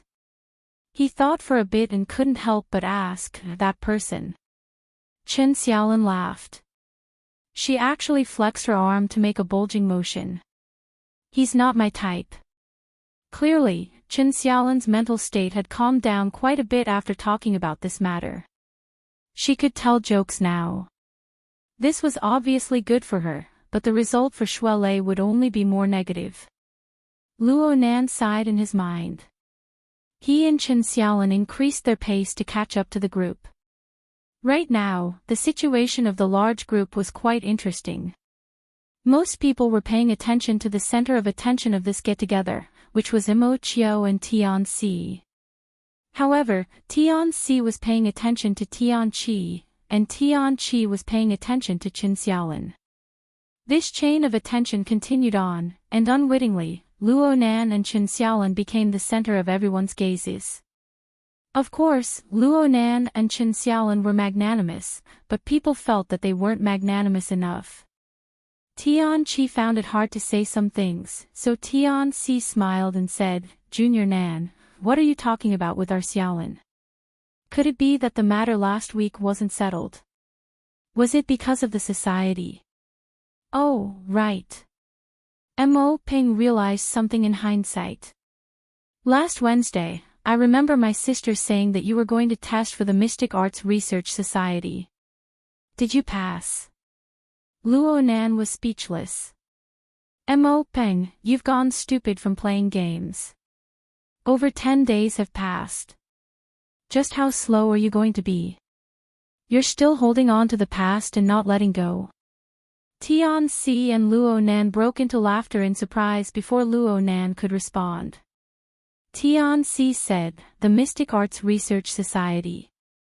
Tianqi is in the Mystic Arts Research Society." "Huh?" Luonan was a bit surprised. Tianqi finally had the chance to speak formally. He felt that it was a bit funny, but also very strange. This chapter is not finished. Please turn the page. I've been helping out with the newcomer's interview, but I've never seen him before. Luonan, this name sounds quite familiar. He stared at Luonan, sizing him up for a while. Then he suddenly cried out involuntarily, "Oh right. You're not the one who missed the exam, right? You didn't show up for the interview on Thursday. There were even people who tried to contact you, but they couldn't get in touch with you. The school system showed that you skipped classes for the entire day. We were all fired." "Wow. Missed the exam. Skipped classes for the entire day. Acumen College is this cool. Lil the Nanster, you really make people have a whole new level of respect for you." Luonan discovered very innocently that he had suddenly become the target of criticism. Tianqi was a bit inexplicably excited when this situation suddenly occurred. His words grew more and more discordant. "It's already quite late for our society's entrance exam. You skipped the exam. Does that mean you haven't joined the society yet?" On the other side, Tianxi shook her head. She turned to look at Qin Xiaolin. "Our society doesn't seem to have any arrangements. Did you miss it when you were admitted to the hospital that day, Xiaolin? It'll be hard to enter the society after you pass that window." Tianqi's expression was awkward and strange. Upon closer inspection, it was probably the type where he wanted to laugh but was holding it in. He wanted to increase his strength but was forcefully holding it back.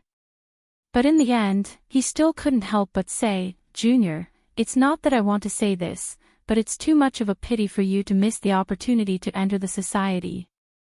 Plus, 8 credits will be deducted from your year." Luonan understood Tianqi's current state of mind very well. He felt a bit helpless and bored. When all was said and done, he had no enmity with this person. There was a 50% chance that they would work together in the same society in the future. He didn't want to make things too ugly.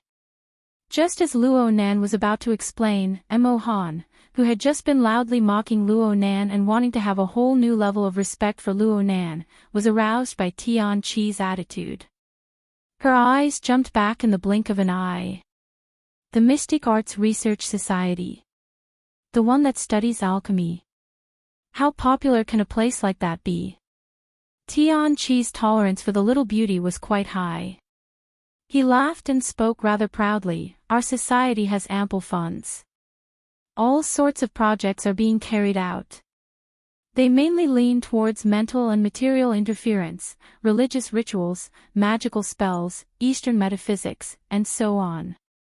Among them, large amounts of microscopic particles, human elements, psychology, systems theory, and other frontier subjects are involved. Mo Han snorted coldly, deliberately mystifying. Little girl, this isn't mystifying. Suddenly, an arm wrapped around Mo Han's shoulder and pulled her into a hug, pressing half of the little girl's body into an embrace. The smell of alcohol and saliva sprayed onto the side of her face as she chuckled. Mo Han was caught off guard and screamed in fright. I'm finally home. I wish everyone a happy Mid-Autumn Festival. I'm going all out to finish writing.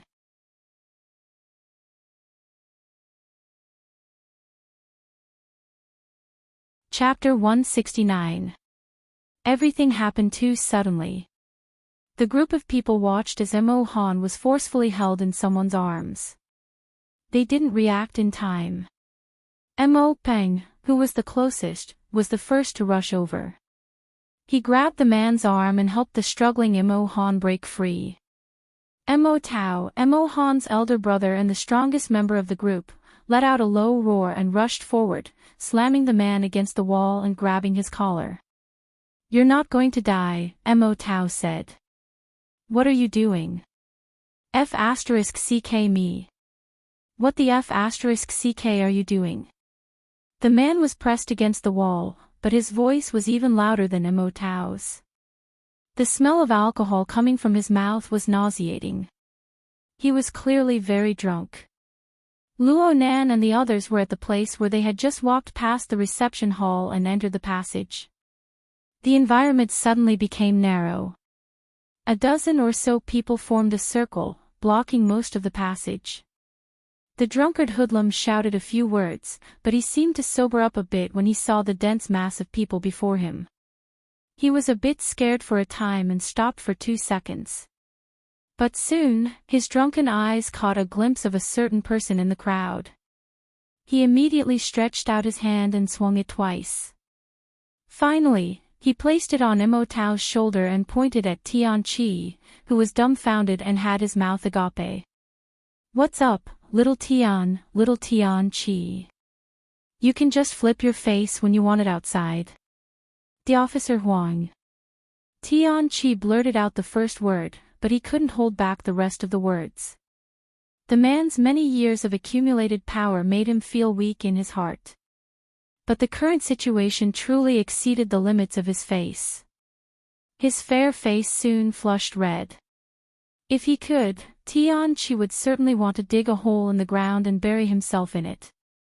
Fortunately, his cousin Tian Si stepped forward bravely and angrily rebuked, Wang Bingjin, what kind of drunken madness is this? The drunkard hoodlum narrowed his eyes. With great difficulty, he saw Tian Si's face clearly under the blurred light of the hallway. He laughed again, Tian Si. Sister Cici. This guy called Huang Bingjin was at most in his 20s. His drunken face perfectly accentuated his usual arrogance. Sister Cici, long time no see. What's up? Is it the student union or the student union? These people around me look unfamiliar. Don't crowd around me, I'm bored. He tried hard to pry Mo Tao's hand away but failed. This made him a little annoyed. Hey, you already know who I am. Who are you trying to fool? At that moment, some people in the crowd, if this chapter is not finished, please turn the page. Luo Nan finally found some relevant memories. That's right, it's this Huang Bingjin. According to the intelligence report, he's an officer of the Mystic Arts Research Society. He's a typical rich second generation and a pervert. Last Friday night at the Limestone Water Village pub, Cat Eyes had smashed him into the wall. Perhaps it was because he had taken too many drugs at the time, but that experience clearly did not teach him a sufficient lesson. Tian Si naturally knew the ins and outs of Huang Bingjin. She wasn't afraid of his position in the school, but she was afraid of the Huang family's social influence. Her expression was very unsightly. Huang Bingjin, who did you come with? If you're drunk, go puke in the toilet. Is it fun to lose face outside? The Mystic Arts Research Society and Acumen College have lost all face because of you. Huang Bingjin had a cheeky grin on his face. It's fine. Sister Cece is so pretty. She'll grow back sooner or later. Everyone could see that there was no way to communicate with this fellow at this time. Mo Chio confirmed that Imo Han wasn't injured, so he didn't want to tangle with her any longer. He took advantage of the situation to close the distance between him and Tian Si. He lightly embraced her shoulder. Let's go. We can't lower ourselves to the level of a drunkard. Tao Jiu, let's go. Mo Tao glared fiercely at Huang Bingjin. He grabbed Huang Bingjin by the collar and slammed him into the wall before letting go. Who knew that once Huang Bingjin regained his freedom, he would run his mouth like a train? Hey, my friend over there. You're familiar with this line of work. Did you ask me for permission before doing this? Did you ask their president, Chin Chin? This fellow had an intoxicated look on his face, but his heart wasn't. His words were poisonous. Tian Si's face turned green from anger, but the more she was like this, the more excited Huang Bingjin became. So you guys are all hooking up, but I'm not allowed to hug a little girl. Come, little girl. Let me tell you about the Mystic Arts Research Society. He reached out to hug Imo Han as he spoke, but Imo Han, who had come back to her senses, wasn't someone easy to deal with. She immediately kicked out, hitting Huang Bingjin's shin bone. Imo Han was wearing pointy leather shoes. Her kick was filled with hatred. Huang Bingjin immediately let out a miserable groan. He hugged his leg and jumped, but he didn't stand firm.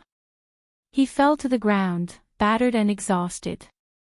Let's go. Mo Chio didn't want to make a big deal out of this. He suppressed the unhappiness in his heart and called his companions to leave. The group of people walked inside, leaving Huang Bingjin behind. Huang Bingjin shouted, F***ck me, F***ck me. When they reached the corner of the passage, Mo Ping turned his head and swept a glance at Huang Bingjin, who was still cursing on the ground. He muttered, this guy's mouth is too sharp. I'm afraid I won't be able to have fun tonight. This chapter is not finished. Please turn the page. Luo Nan grunted. He looked at Tian Si and Tian Chi's preoccupied appearances. This was indeed the case. When they turned the corner, Luo Nan's line of sight could no longer be seen. However, the range of Luo Nan's mental senses still covered Huang Bingjin. He discovered that someone had gone over to greet Huang Bingjin just as they turned the corner. Clearly, this person had seen the conflict earlier but intentionally avoided trouble. Luo Nan had actually seen this person before. He was Lu Tao from Xia Juanping's circle of friends. At the same time, he was also a high-ranking member of the construction society. He wore gold-rimmed glasses and had a very scholarly appearance. Huang Bingjin was from the Mystic Arts Research Society. The circle of this group of rich second-generation kids far exceeded the circle of the school's societies. It didn't seem like a cruel bidding war was going on at all. Tonight, Mo Chio had actually spared no expense for this get-together. He specifically booked a large private room to facilitate the preparation work before entering. After the group of people entered the private room, they were guided by the AI to the scanning area to stand. The relevant equipment examined their body shapes, body characteristics, and so on. Data models were built, peripherals were matched, and so on were used to achieve the best effect of reality. Actually, the vast majority of people had accounts at Frost River Reality. A single scan was enough to connect with their previous data. They could stand for a bit and come out. But there were always exceptions to everything. Only Luo Nan could not get through the scan. Mo Peng was impatient. What's going on? Nanster, I brought you to play before. As a veteran gaming geek, Mo Ching was quite clear about the things here. He shook his head and said, Nanster, you came last year. You're half a head taller than last year. You've developed, but you don't play often. The system needs to readjust. Luo Nan was well aware that the drug stimulation had caused quite a large change to his body over the years. Now there was no more drug stimulation, but under the stimulation of soul strength, the changes would probably be even greater in the days to come. He laughed. Actually, it's nothing. I told you earlier that I wouldn't play sensual games. Why wouldn't you play? Mo Han found it strange. Isn't this the reason we came to Frost River Reality? This.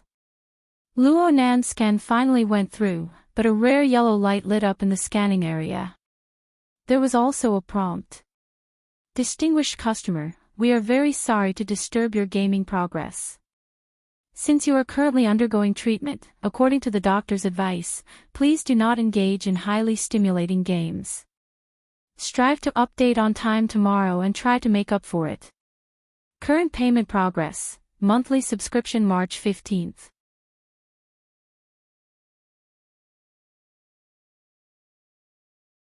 Chapter 170. Following the sound of the notification, Luo Nan's account in Frost River Reality had many privileges temporarily locked down. They were displayed as restricted. Even the peripherals and equipment that were sent over were different from those of other people. Everyone in the room looked at each other in dismay. I've lived long enough to see something like this happen? Even an expert like Mo Ching had never seen such a situation before. He clicked his tongue in wonder for a time. Luo Nan was calm. The scan results were one thing.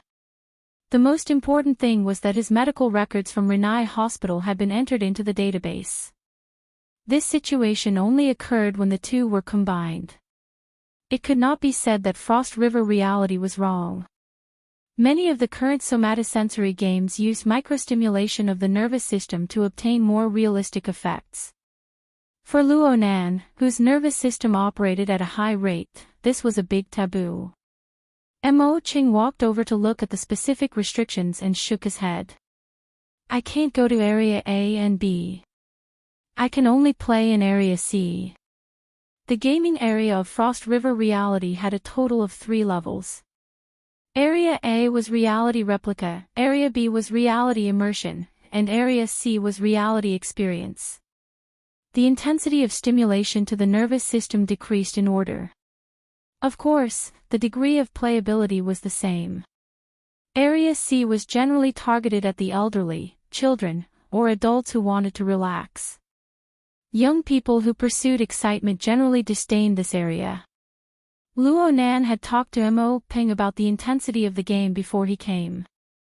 He just did not expect Frost River Reality and the hospital to be so extreme. Mo Ping reacted quickly. He spoke with a sense of loyalty. Then how about this? I'll accompany Nanster to Area C to practice his wilderness skills. You guys go wherever you need to go. Luo Nan walked out of the scan area and put on his combat suit peripherals. At the same time, he shook his head.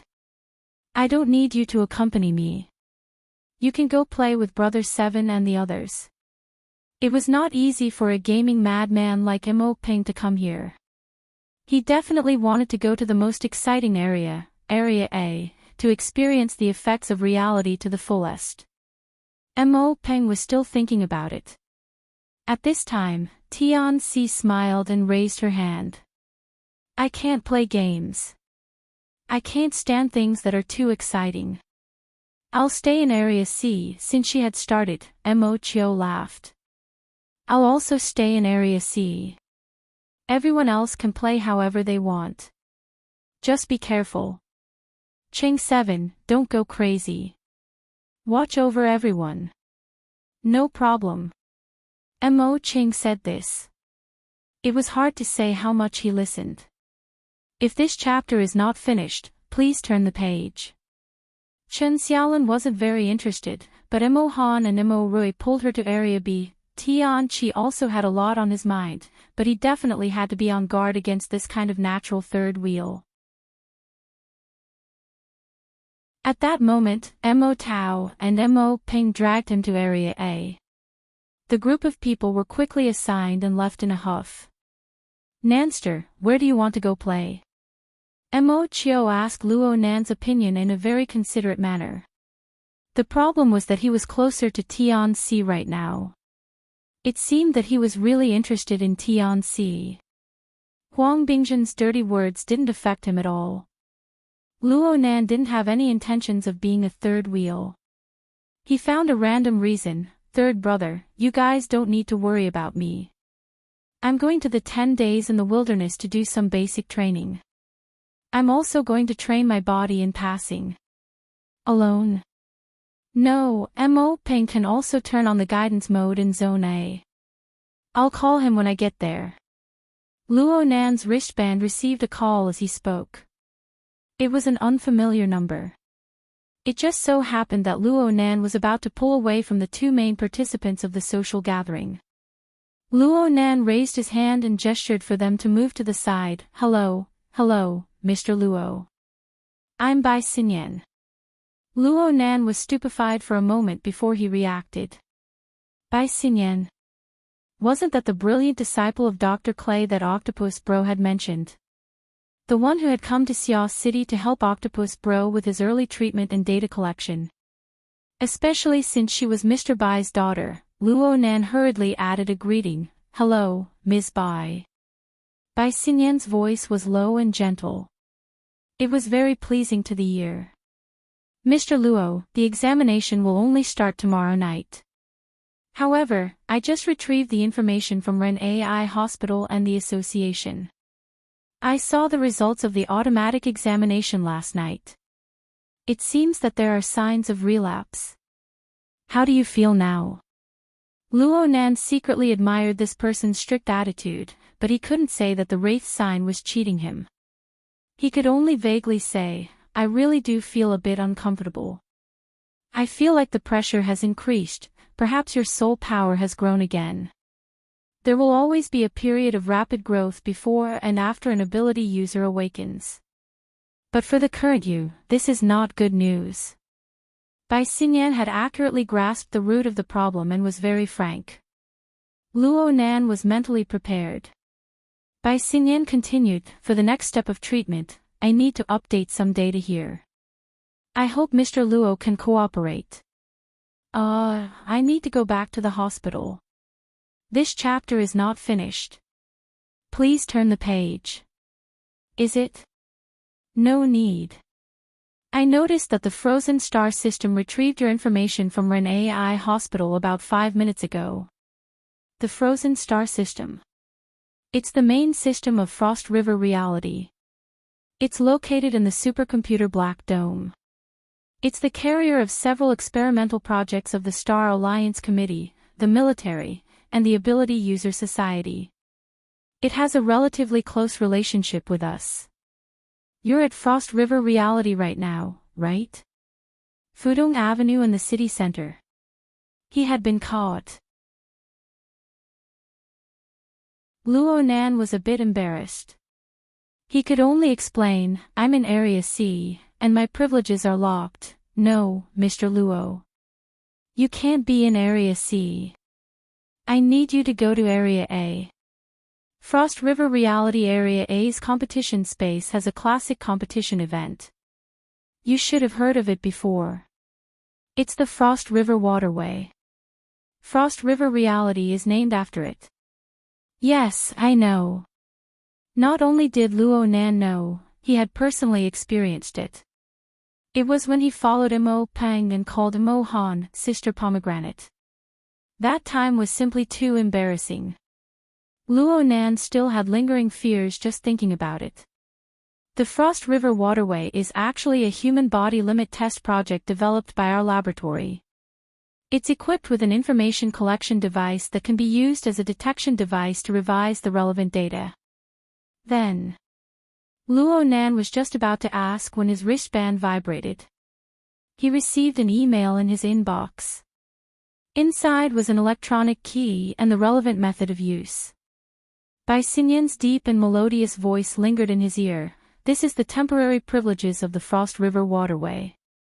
You can enter Area A through this. Then all you need to do is follow the requirements of the system. Join and do your best to persevere until the end of the game. That's it. Yes, I'll arrive in about 2 hours to extract the data. If Mr. Luo has the strength to spare, you might as well do it a few more times.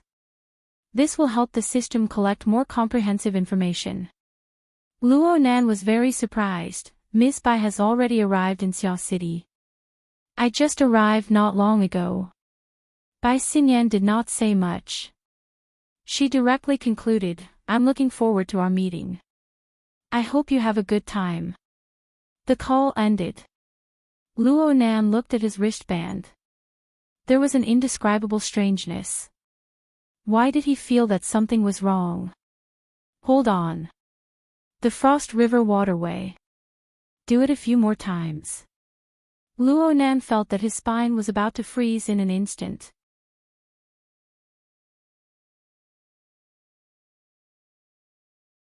Chapter 171.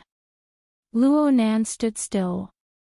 He stopped at the boundary between Area C and the guide area. Ahead was the reality area filled with AR virtual images. Through the strengthening of the external goggles, these virtual images had a bit of a cartoon flavor to them. It was hard to tell the difference between reality and illusion. Some advanced players could choose their virtual guide. From virtual idols to game heroes, there was no problem. Therefore, the area ahead suddenly became lively and clamorous. Real human figures and virtual images mixed together. It was a dazzling sight. Luo Nan talked as he walked. His speed was very slow. Mo Chiu and Tian Si were already in front of him. He thought for a bit and did not enter Area C. Instead, he used the Hexier to contact Bro Octopus. After a week of preparation, Octopus had already begun the research work on Luo Yuandao's psychotropic drug. Plus, he was quite ambitious. He combined Luo Nan's practical results and opened up several groups of drugs for comparative research. He really turned into an octopus, spending several days in a row in high-intensity work. His days and nights had long since turned upside down. When Luo Nan contacted him, Octopus managed to find some time to take a nap in the laboratory. He was still a bit muddle-headed when he picked up the call. But when he heard Luo Nan's description, he instantly woke up. White Salt has returned to the country. He contacted you and wants you to go to the Frost River waterway. Octopus blurted out Bai Xinyan's nickname. He washed his face again to clear his mind. After pondering for a while, he said, I know about the Frost River Reality Project. The government, the military, the society, as well as many financial groups and companies are all involved. Chairman Ouyang is also a technical consultant. Our psychic wave network platform actually has a transplant. Of course, it's not suitable for you. But if it's somatosensory stimulation, the corresponding danger will be greatly reduced. Frankly speaking, White Salt's plan is a bit radical. But it is very much in line with the style of Dr. Clay's School of Reconstruction. Their school relies on top-notch nerve repair technology. They are very happy to test the limits of the human body in every case.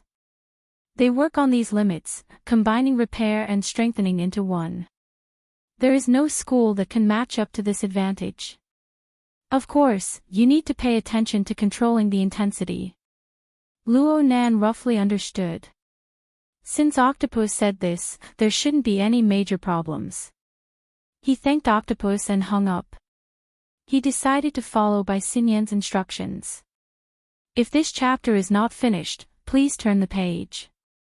Following that, he followed the instructions on the key email and loaded the electronic key into his social authority system. He obtained temporary authority and connected to the Frozen Star system. Soon, the system guidance arrived. Luo Nan followed the instructions and left Area C.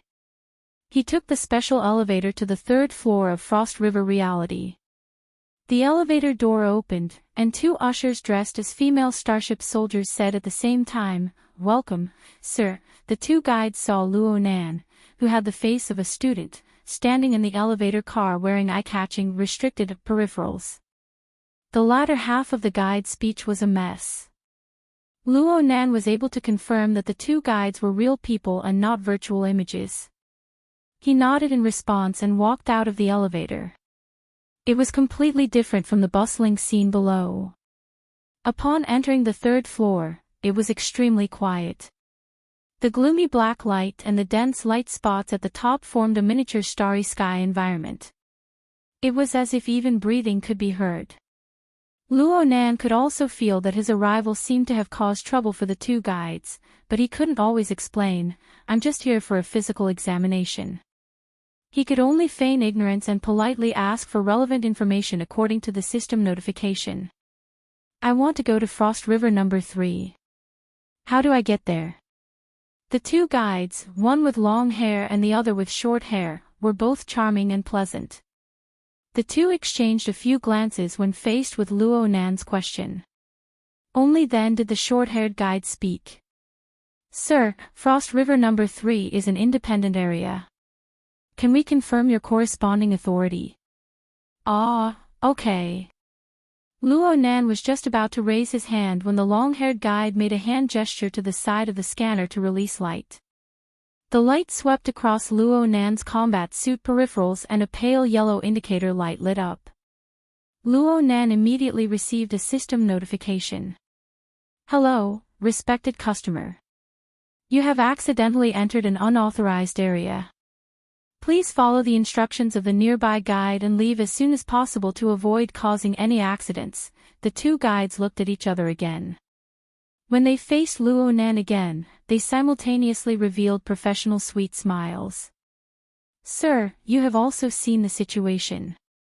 I hope you can cooperate." "Wait, it's not that." Luo Nan could roughly guess that the authority on his wristband was not connected to the peripherals of Frost River reality. He was just about to explain when the electricity behind him stopped. "This chapter is not finished. Please turn the page." The ladder door opened again and someone walked out unsteadily. Another drunkard. Was Frost River reality an amusement center or a hotel or a restaurant? However, the person who came was clearly a regular customer. The two guides saw him and simultaneously bowed in greeting. "Mr. Hu." The drunkard walked over. He looked quite young. He casually placed his arm on the shoulder of the short-haired guide. The latter hurriedly reached out to support him and revealed a sweet smile. "Mr. Hu, what do you have in mind?" Mr. Hu was still clear-headed. "Give me a private room and an environment that can quickly hypnotize me. Let me sleep for a while." "Yes, C7. These people can really drink." "Okay, Mr. Hu." The short-haired guide supported Luo Nan and walked inside. She indicated to her companion to quickly solve Luo Nan's problem. Mr. Hu moved 2 steps sideways like a crab. He could not walk properly. He got closer to Luo Nan and his drunken eyes swept over Luo Nan's face. At this moment, he was stunned. He suddenly reached out to grab the goggles on Luo Nan's face. Luo Nan took half a step back and avoided the grab. He frowned. "Mr. Hu, fellow student." The two guides spoke almost at the same time, but they did not know what to say. It was clear that they could not handle this chaotic situation. Mr. Hu was about to reach out, but at this moment, there was a knock on the door. The door of a room at the end of the corridor opened and a woman in a dark professional suit walked out. Seeing this person, the two guides seemed to have found their backbone. They called out at the same time, "Manager Ian." The lady also noticed the situation here and walked over.